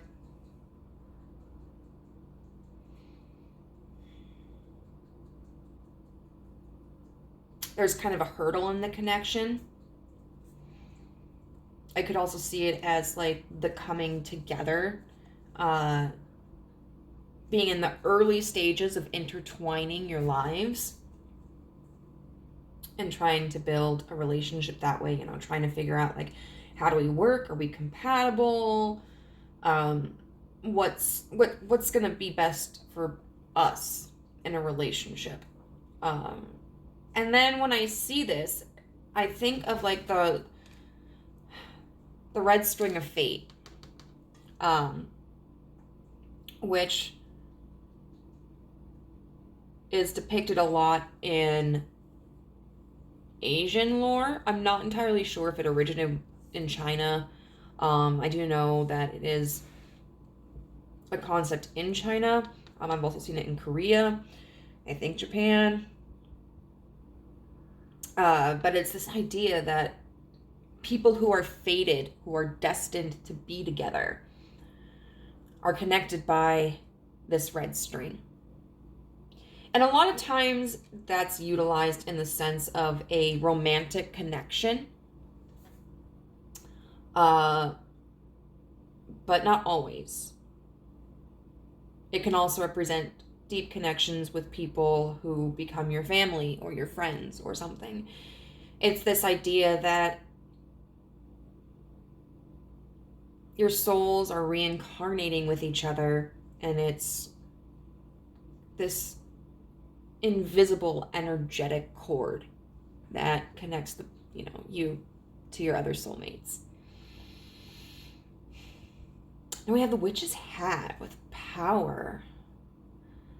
That is an interesting one. One or both of you could definitely be interested in the occult or in spirituality.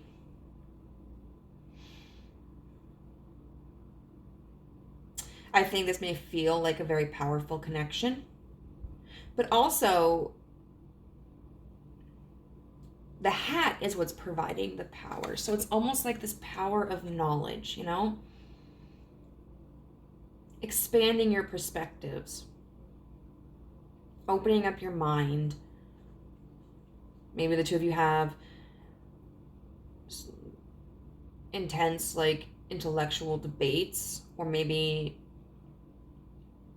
you come from different backgrounds, and so through communicating, like, what your life has been like and their life has been like, and what you guys hold as, like, points of view in different areas, it might be helping to cause a mental growth spurt, you know? I think it can also represent the fact of, like, if you were or they were kind of feeling insecure about ever having a partner, you know, or this working out, it could also indicate an attempt to utilize positive thinking, you know, trying to, if there's been any nervousness or any insecurity, any negativity, to reroute that, to connect that and adjust it into something more positive. You know, having this understanding of, like, if I give into my insecurities and if I don't trust in myself, then I am potentially causing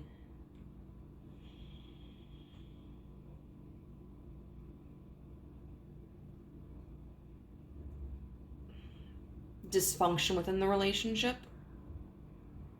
or the falling apart of the connection.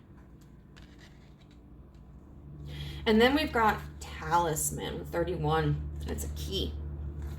And a lot of times when we look at talismans, we think of, like, good luck charms. Now, talismans can also be seen as something that can bring negative energy, whether it's like bad luck or somebody has imbued something with a lot of negative energy or negative intention and is using that as a means to, like, direct that energy at someone else. And I also think about, like, I remember learning about the Catholic Church and how there was at one point a time when they sold talismans to the people of the town and the village as a way of, like, penance for their sins, like the people's penance, not the religious leaders' penance. So if someone felt as if they had done something wrong, then they could go and they could purchase one of these talismans.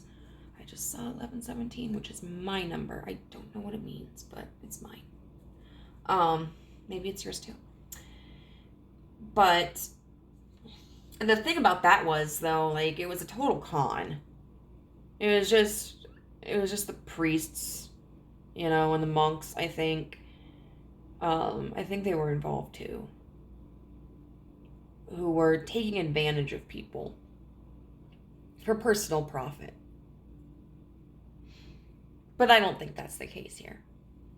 I just think that's an interesting bit of history. I think it's also worth noting that, like, this is a key. And keys can open doors, they can lock them.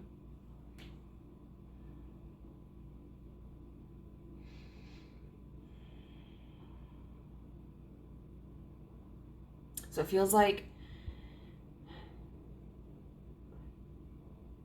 maybe this connection feels like the key, you know, if you're looking for a life partner and you might be like, this person is it. They hold the key. You know, they hold that power. And this emblem right here, you know, on that, I get a couple of different images in my head. It kind of looks like an angel with their wings. It also looks like, to me, a sacred heart. Because with the sacred heart, there's that, like, little flame burning above it. Also kind of looks like Sailor Moon's, like, heart piece. You know, because she has, like, that compact mirror, but then I think at one point in time she has, like, a heart when she does her transformations. And she's like, Moon, Prism, Power. I love Sailor Moon. Or else it kind of makes me think of, like, the Queen of Hearts from Alice in Wonderland. And to have a key is to have access to something special, you know? We don't make keys for things that we don't want to protect. Like, I have keys that lock the door to my apartment because there are things within my apartment, especially my dogs, that I consider, valuable and sentimental and precious to me. But I don't have a key to the bathroom. Like, if someone makes it into my apartment, the last thing I'm going to worry about is, like, if they're going to steal my toilet paper, or some makeup that I got from CVS. Now, if I got, like, high-end makeup, that'd be a different story. But I don't. I'm a cheapie. So yeah, if that sounds like this connection for you, then we're going to go ahead and see what some of the strengths of it are.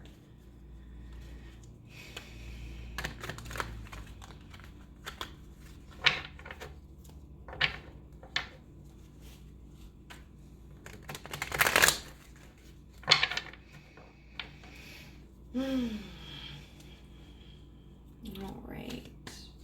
What are some strengths of this connection? Oh, okay. So we have the Hermit and the Hierophant. They both came out.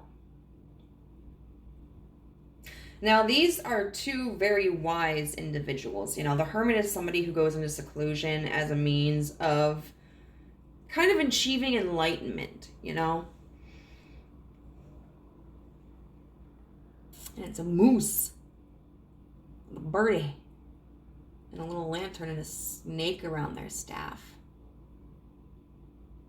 Now, when I think of a snake and a staff, a lot of times I think of the, I don't know what it's called, but Hermes used it, and it's like the symbol for hospitals. And then the Hierophant also has a staff.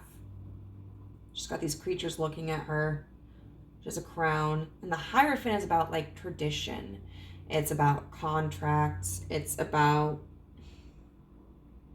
Oh, that's kind of cool. I never noticed.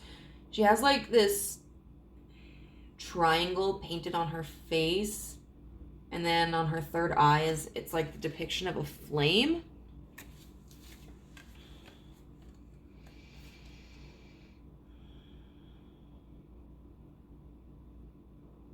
So it's kind of like a strength is having come out of, or having done some, like, inner searching. And that could be, figuring out what it is that you both want in a partner. That could be taking care of maybe some finances to get yourself in a more stable financial position. That could be doing, like, shadow work and healing. But it's very intentional work. And I think that is...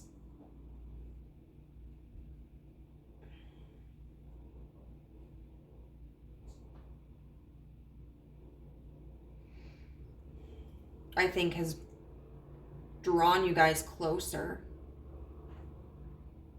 I do feel like for a lot of you, you guys are connected. Whether, like, you're casually seeing each other or you're in a committed relationship. But it feels like there's a certain level of wisdom and mental and emotional stability. Where the two of you can be kind of practical. Because the Hierophant isn't somebody who's run off of emotions, They've studied their craft. They've done their internship. They're a seasoned professional in whatever it is that they do. And so it's kind of like going into hermit mode has gotten both of you to being the Hierophant, where you both are kind of in a better place potentially than you were in the past to have a healthy relationship and to be a healthy and supportive partner. I think that's beautiful. All right, what's another strength?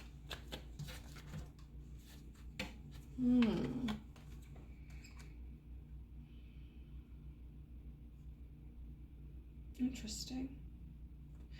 So far, we've gotten 4 major arcana cards. We've got the Hanged Man, clarified by the Judgment in reverse.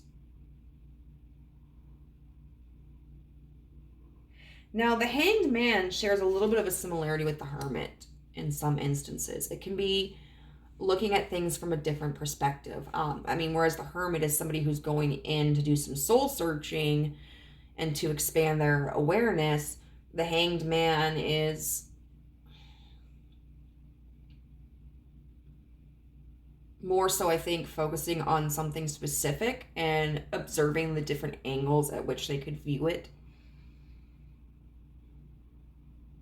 And we've got Judgment in reverse, which talks about not making the best decisions, the times when we have ignored the red flags, or the times where maybe we were selfish partners, or the times where we were connected with somebody that we just weren't compatible with, and we were trying to force it. And I think what this indicates is that there's a strength in this connection where the both of you are very aware of the mistakes that you've made in the past. And you're taking that knowledge and you're applying it to this connection. It's like, especially if this is a newer connection, making sure we don't rush into anything. Making sure that we're clear about what we want. Making sure that we communicate if a problem arises, making sure that we are objectively observing the other person and assessing whether or not they're going to be compatible, and not just trying to develop a connection because we have feelings for someone. Having feelings for someone is great, and I would argue that for the majority of marriages or partnerships, it's necessary. But sometimes acting on our emotions can cause us to turn a blind eye to our intuition, And one thing I want to say too is, so between the 3 piles, you were the only pile that was represented by a minor arcana. And so in the other 2 piles, what I felt was that them being represented by a major arcana card was indicative of those connections being very strong, being very impactful, potentially being very long lasting. But with you having all these major arcana cards like as your strengths, I feel like what that's saying is that, like, even if this is a fresh connection, even if it hasn't been or wasn't like the most monumental, life-changing connection, like, you've learned some pretty big lessons. And I think it was probably before this connection. And I think you're using them in this connection, whether like you guys are together, or maybe you're utilizing them in separation, such as like, we were together, but they wanted a break. And in the past, I would have been calling them or texting them, but that resulted in just kind of stressing out my connection. So when I would do that, like, we would get back together, this other person and I, but it would be the same bullshit. And then like we'd break up again, and then I would keep calling again, and then we'd get together again and then break up. So you know what, I'm just going to give us some space.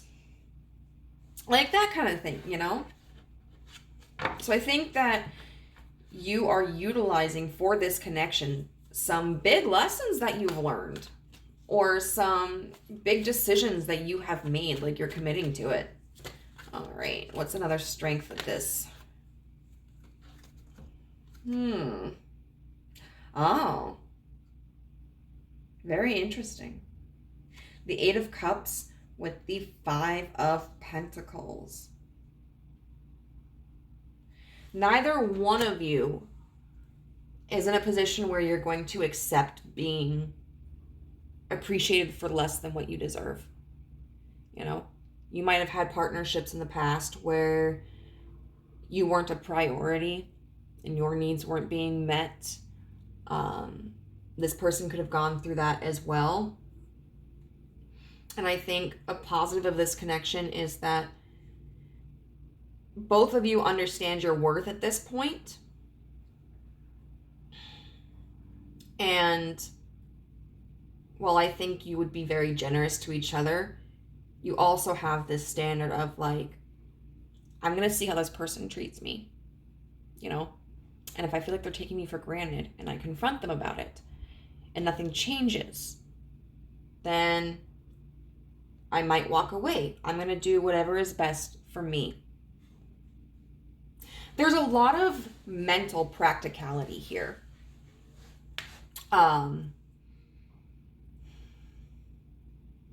This could also symbolize like leaving behind a mindset of lack. You know, maybe in the past, this feeling of, I think we talked about it earlier, but kind of like, well, I'm never going to find anybody. Maybe I'm not good enough. I'm going to be alone for the rest of my life, or all men are jerks, all women are jerks, or something like that. And you could be leaving that mentality behind and intentionally choosing to observe and honor like what the possibilities are and what you do have, as opposed to thinking about like what you could lose, what you might not get, or the things that you don't have right now. We're going to see what some of the weaknesses of this connection are.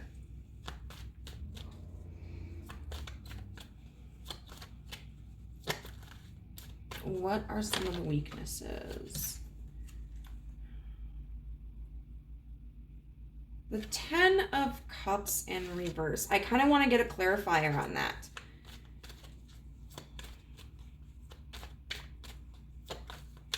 Can we clarify this Ten of Cups in reverse?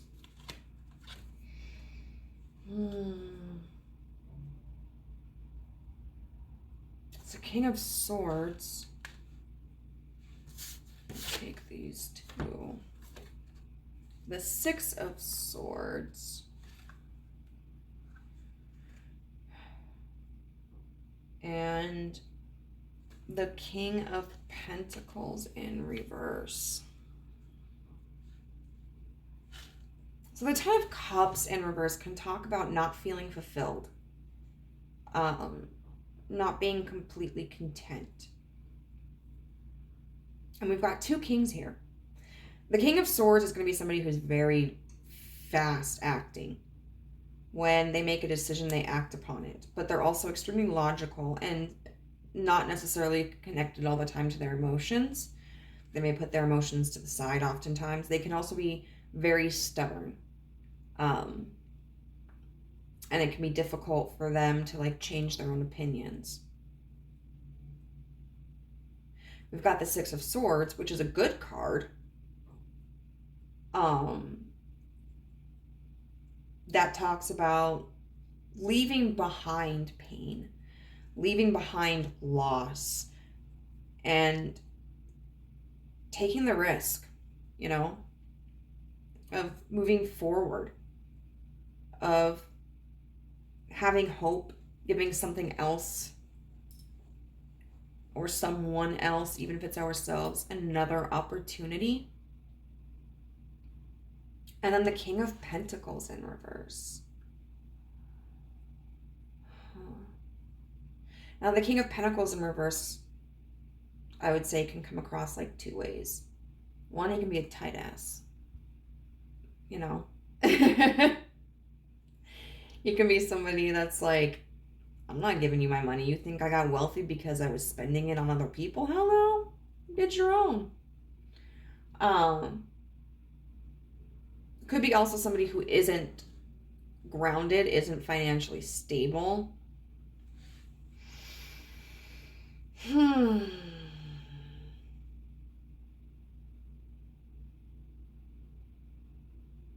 Okay. Yeah, so I think it's just an insecurity. I think it's an insecurity of like, is this going to fulfill my needs? Is it going to fulfill my wants? Is this going to be my happy person? You know, like the person that I share my love with and my life with, who, you know, I feel compliments me and adds to my life and I add to theirs. And like, it's like we're partners and comrades and friends all in one. And it's almost like this King of Swords, whether it's you or the other person or both of you, just kind of feeling like this concern that if you try to move forward, you know, to something which I think is each other, that looks more promising than what you've left behind in the past, that maybe it's going to be barren, you know, maybe there's not going to be a sense of stability. Maybe it's not going to be as like grounded and safe and stable as what you need it to be and what you want it to be. But I think that's a perspective, you know. I don't think that's necessarily the reality of the situation. It could be. But I think largely that's probably an insecurity that one or both of you have. You know, because it can be scary when we have been let down and disappointed so many times. It's very easy to feel like pessimistic and suspicious about other opportunities, especially if those opportunities seem to be going particularly well, because then it's like, like I don't want to get my hopes up because this is going so well that it's gonna hurt if it gets screwed up. And I think that's really normal to have, you know. But I think what's healthy is to try to take a step back and not treat this as a competition or something of that sort, but just as an experience, you know, because a competition, you win or you lose, but an experience, like no matter what happens, you gain the knowledge from that experience, you know? Okay, so what's another weakness of this connection? The Nine of Cups in reverse, clarified by the Fool. What I feel is that maybe one or both of you may be trying to start something without fully healing yourself, or healing yourself to a point where any past wounds are not going to be at risk of sabotaging this connection. It's kind of like just wanting to jump into something without healing first, you know, without taking time for yourself first, without being at peace with yourself first, you know. So at this point, absolutely, we've learned from the past. And we have this mentality of like, I need to treat myself like a priority. And if I do not feel that I am being treated as a priority, I will not stay. But that's all intellectual, you know. Emotionally, it looks like there's still some struggle there. And that could impact the direction of this connection. If we're not careful. You know, I'm kind of in the same position. I met this guy on Tinder, and I've been seeing him for like a week now, and I really, really like him. But I have to make sure that I kind of keep myself emotionally balanced, you know? Like, don't hold myself back from enjoying the experience and from being optimistic about it, but also not throwing myself into it and having high expectations, you know? And also not allowing me to base my worth upon the success of a connection or lack thereof and how another person perceives me, you know? Like, I am an amazing human being. And if this doesn't work out with him, that doesn't mean that I suck, you know? Like, it just means maybe it wasn't the right time for one of us or both of us. Maybe it wasn't the right person, you know? I mean, that's fair. Kind of want to get one more.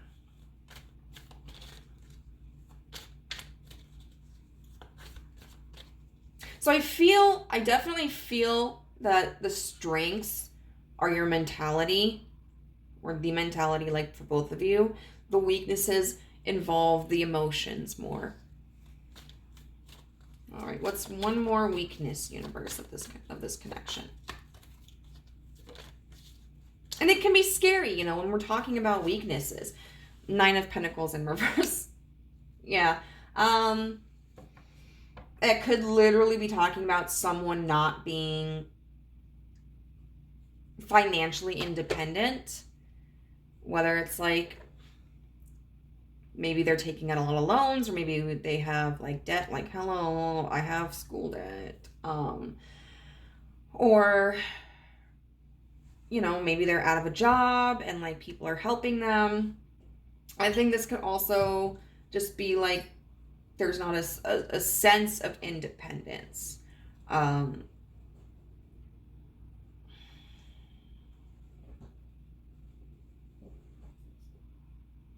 There could be too much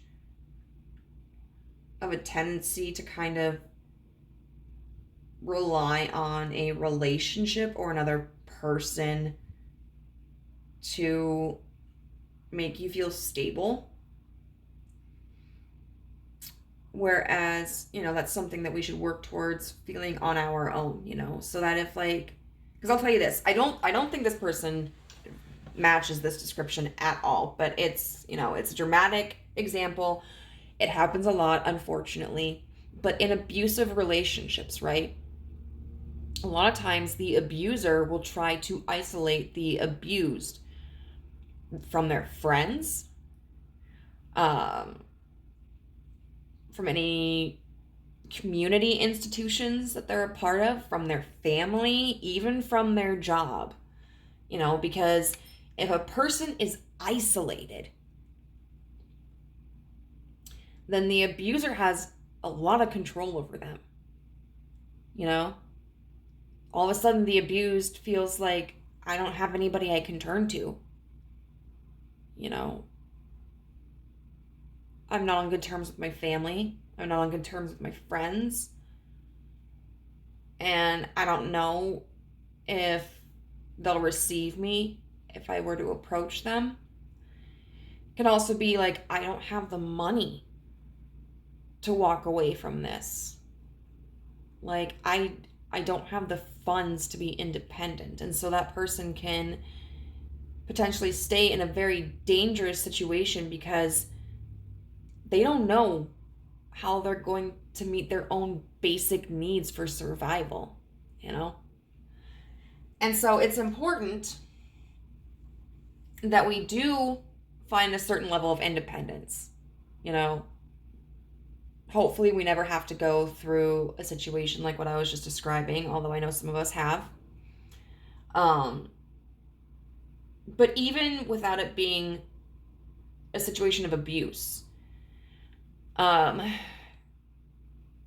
just being able to be your own person, you know, who's kind of built your own life, I think, and, you know, has your own resources, I think allows for a healthier dynamic to grow, you know? Like, if your partner doesn't have any friends, so They're always hanging out with you and then with you and your friends, you know. That might be fun sometimes. Like, I would love a partner who gets along with my friends, you know, and treats them with respect and they like. That's important to me. But I'm someone who needs me time. I need space for myself.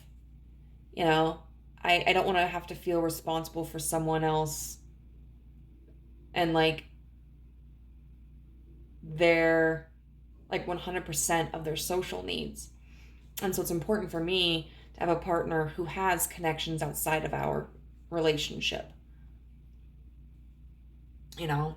So now we're going to look at what the current potential of this connection is. And once again, that is the current potential. I feel like a pilot right now. I think that there's always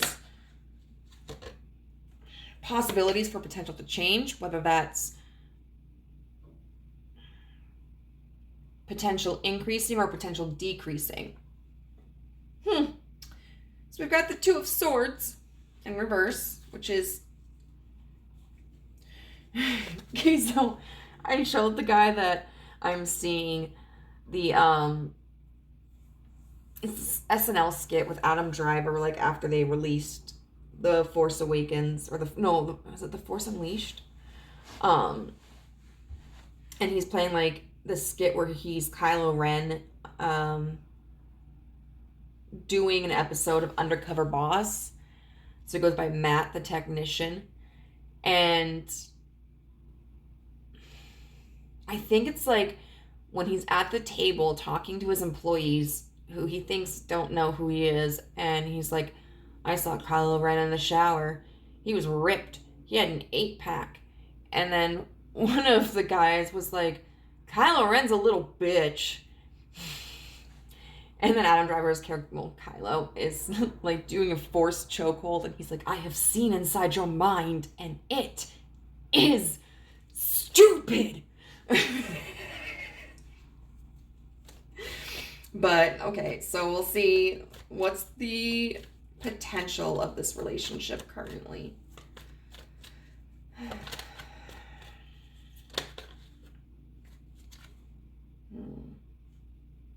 The Star. It's very good. I think it's a good card to come after the Two of Swords in reverse.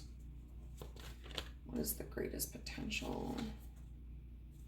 The Four of Wands in reverse.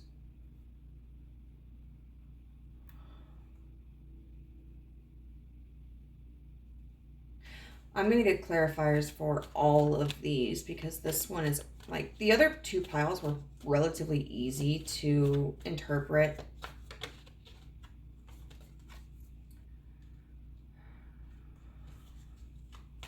And that's 10 of Wands. Lots of Wands energy.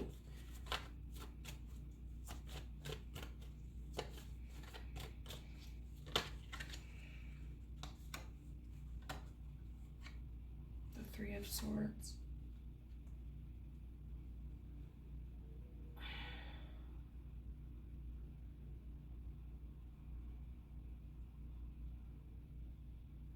What? Okay. Let's just kind of meditate on this for a little bit.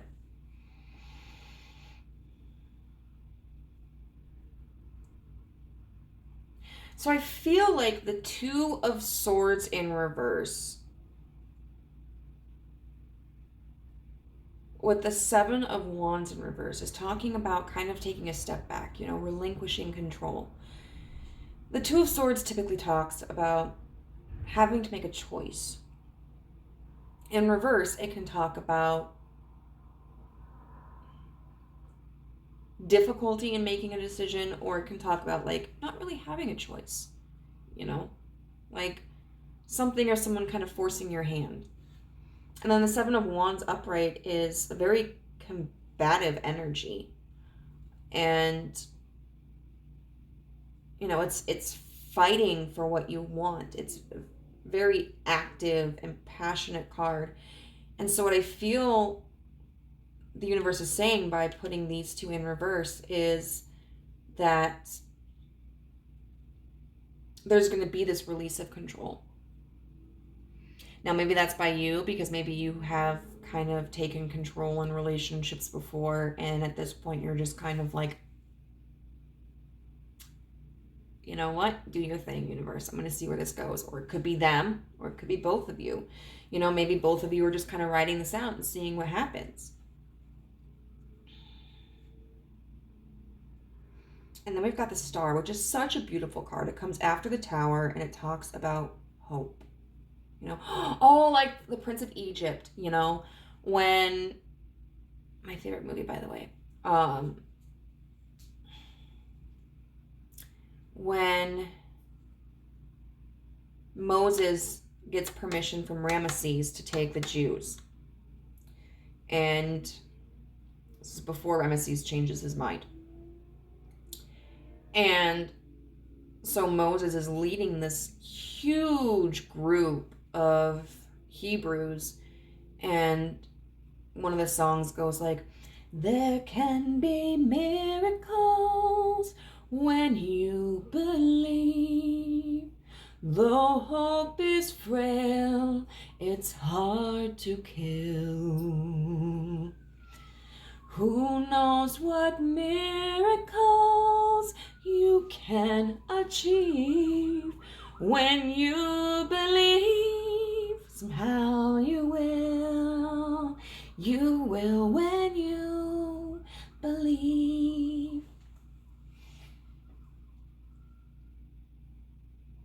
What's this struggle?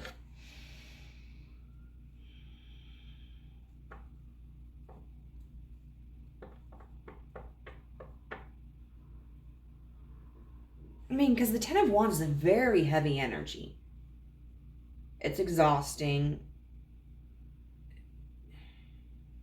It's like, I don't know, being hit by a Mack truck and surviving, but you're sore. So, how are the Star and the Ten of Wands connected, universe?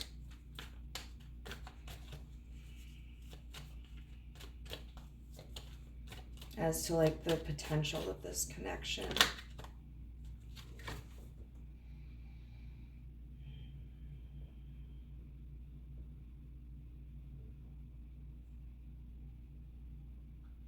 Okay, the Seven of Swords, upright. So what I feel is that there's this sense of one or both of you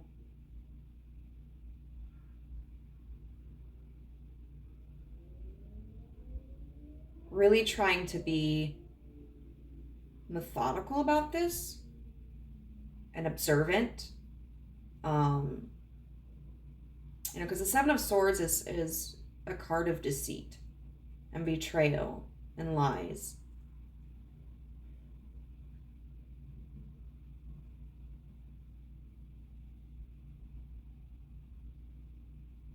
But we have the Star.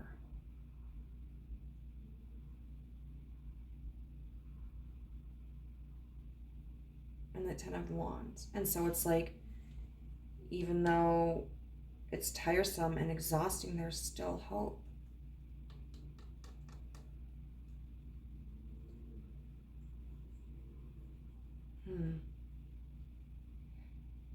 I kind of feel like this might be indicative of like being very proactive and attentive in this connection. And kind of potentially having like,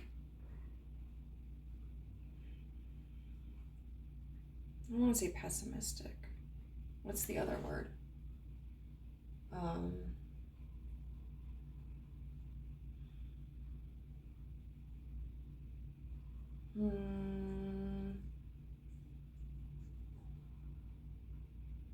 Well, this kind of sense of like hesitancy, you know, to just take things at face value, but really taking the time to like see, okay, are there any red flags? Are there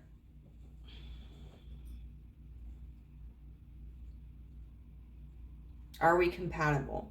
You know, really trying to take this Hanged Man energy with the Judgment in reverse and apply that. Like, am I seeing a pattern here of what I've already been through? And I think you or this person or both of you are going to be very meticulous in this. But the more you observe, I think, the more satisfied you feel. You know, that you're not repeating a pattern, that potentially there's nothing to worry about.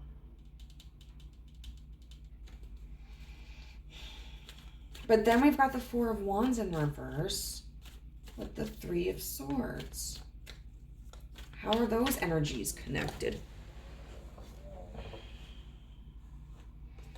The Page of Swords in reverse.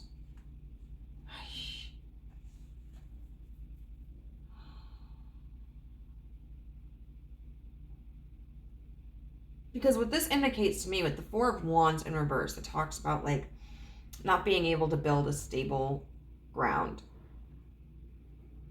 You know, the Four of Wands is often looked at as like the Twin Flame card or moving forward into like Union card or the Marriage card.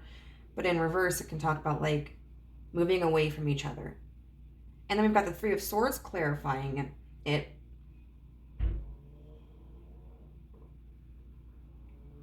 Indicating that there's going to be heartbreak. And then the Page of Swords in reverse, which indicates to me potentially that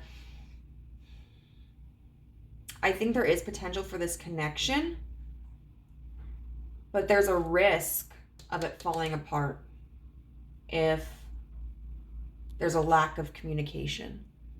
Like maybe this person upsets you in some way or you upset them, or maybe one or both of you are afraid of getting hurt and you just, suspicious is kind of what I was looking for, don't really communicate that. I'm gonna get one more. Because the Page of Swords in reverse is somebody who cuts off communication. They're like, I'm not even gonna bother.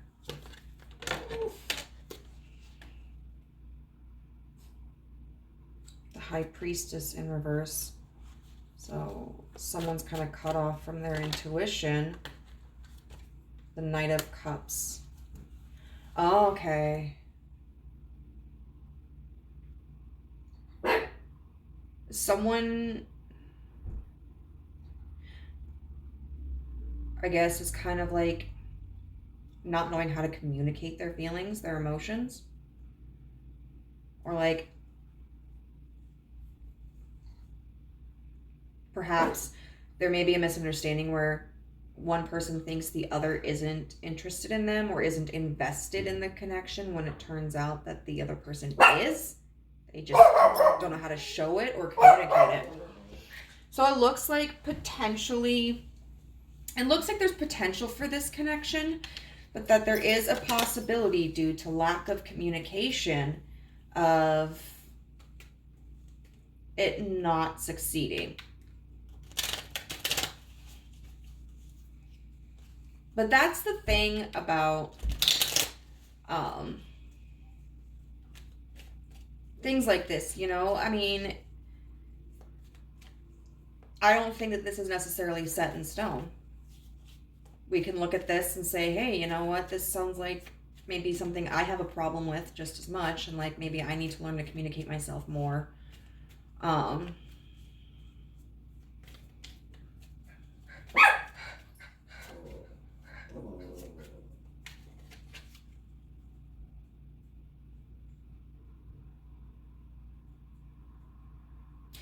Okay, it could also be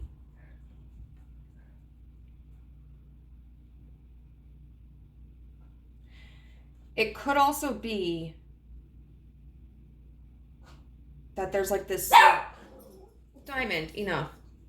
There's like this surrender and the defenses are put down. You know. But this observation, you know, very meticulous assessment and then finding hope even when kind of like realizing that there can be hope in spite of these. I think these cards could also indicate like your experiences or their experiences in the past.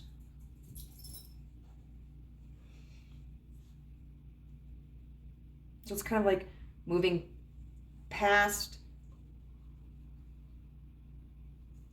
these negative habits in this connection because you're more mindful of it. But we'll see.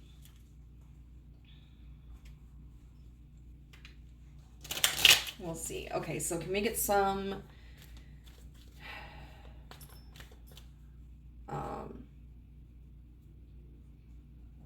objective truths about this connection?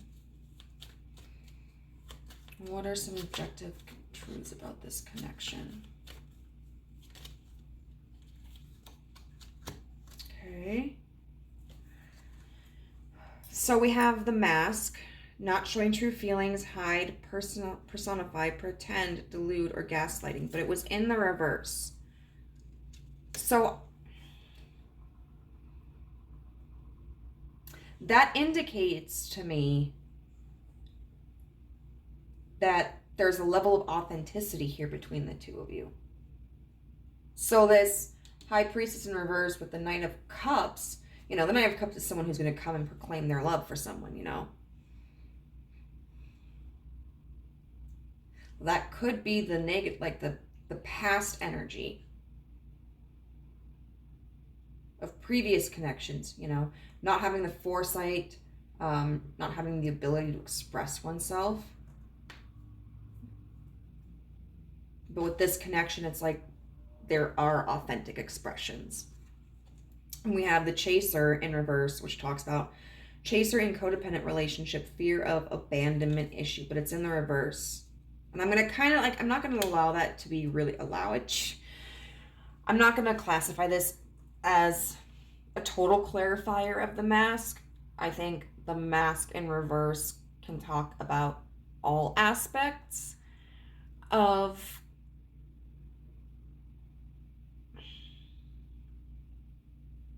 our personalities and how we present ourselves, but I also feel that someone in this connection may have in the past been somebody who chased and somebody who was heavily involved in codependent relationships and had abandonment issues, but is in the process of healing that and is making the conscious decision not to do any chasing, and may also be communicating to this person like, I'm not going to chase you, like I like you, I want to be with you, but I've learned that people make time for what they want to in life. So kind of like this, you know, 8 of Cups with the 5 of Pentacles, communicating or setting that boundary of like, if I don't feel that I'm being respected or valued, then I'm not going to stick around. All right, what other objective truths do we have about this pile, this connection?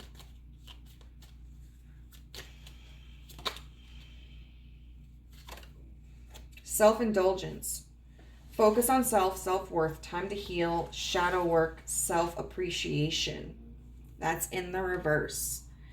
So I think that's indicative that potentially one or both of you has done that. But I think it could also be talking about this 9 of Cups in reverse and this 9 of Pentacles in reverse, where maybe because you're focused on this connection or they're focused on this connection, there may have been a pause put on that.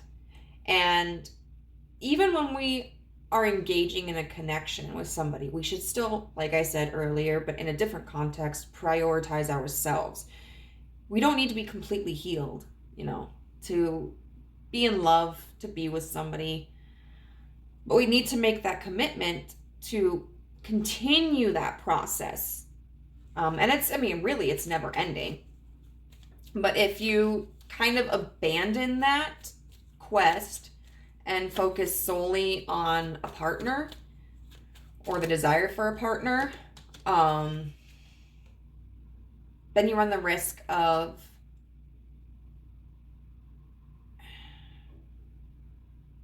kind of going backwards in your progress. Coffin, endings, bring new beginnings, growth, change, liberation, and transition. I do feel that for most of you, this is a connection that is newer, and it could be coming in right after another connection ended. And I see that liberation and that change and that growth with these cards here. With the Hermit clarified by the Hierophant, and with the Hanged Man clarified by Judgment. Absolutely. And then Cupid's arrow. Have faith. Love is coming. Surprise, invitation, or meeting. Hesitation. Yeah. So there definitely is like love and romance here. And I feel that my interpretations down below as to the possibilities of like where this connection can go, I feel like both are applicable.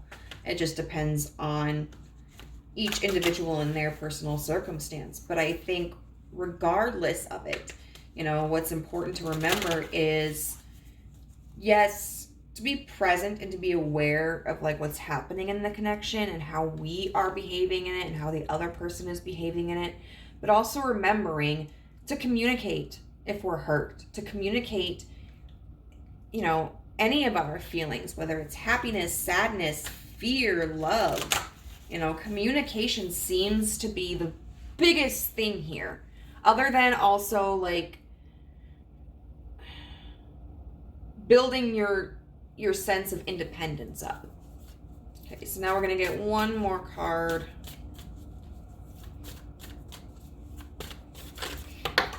Oh my God, or two. That's fine. It's whatever. So we have two. We have Rihanna. So these have like hookups, committed relationships, and friendships. And I'm going to read all of them. Oh, that's interesting. I don't know, Rihanna has, I don't know if she actually has this tattoo, but there's like that Egyptian tattoo there. So the badder you are, the better it is. And I don't feel like that's like being mean, but I feel as if it's maintaining an elevated sense of confidence, because when we say someone is a bad bitch, we're not saying that they're evil or bad or dangerous. We're just saying like that person knows their worth and they're not going to take your shit and they're happy with who they are. Sometimes you have to stick it out through the storm. So, you know, if it's easy sometimes to get spooked, especially like if we've been through hardships before and then we get really excited about something and then, you know, we kind of talk ourselves out of it. But I think it's worth, I think what this is saying is, you know, this opportunity is worth exploring. And, you know, if you can just kind of hold out through maybe some rough patches, you might see some growth there. And then you have to be strong to let yourself be weak. And that's true. I mean, being vulnerable, opening up to someone, or allowing ourselves to apologize or demonstrate our weaknesses, like that takes a lot of balls, you know, that takes a lot of strength. And it's so easy for us to kind of build up defenses and pretend that we don't give a shit, pretend that we've got it all together, but that doesn't help anybody, you know. And then we have Mary Shelley. The beginning is always today. So yeah, don't put anything off. If you want it, go for it. Elegance is inferior to virtue. So something can look pretty, you know. It can be pleasing to the eye or to the senses. But what is most important is that we are behaving in a way that coincides with our convictions, our beliefs, our moral compass. And to have a connection, you know, that does it as well, and a person who does it as well. Like you can have like a really smoking person, but if they're a cheat, if they're a liar, you know, if they're controlling, then they're not a good partner and they're not worth it. Slavish bondage to parents cramps every faculty of the mind. What I would ascertain from that is saying detach from any expectations that people around you may have, whether that is like your parents or guardians or just other people who are kind of prominent in your life, like about what kind of person you should be with or what kind of career you have or like what you need to be like in order to be worthy. Throw that all away. Just throw it away. Build your own expectations. Build your own ideas. Build that sense of independence. So group number 3, that is all I have for you today. I hope that it resonated. If it did, I would love to hear how in the comment section down below. If you haven't yet and you are interested in, I would really like it if you could subscribe to the channel and hit the notification bell to be notified as to whenever I upload a new video. And if you could just hit the like button, unless you hated it, then I wouldn't ask you to lie. Also, if you're interested in a personal reading, you can find my contact information down below in the description box. Bye.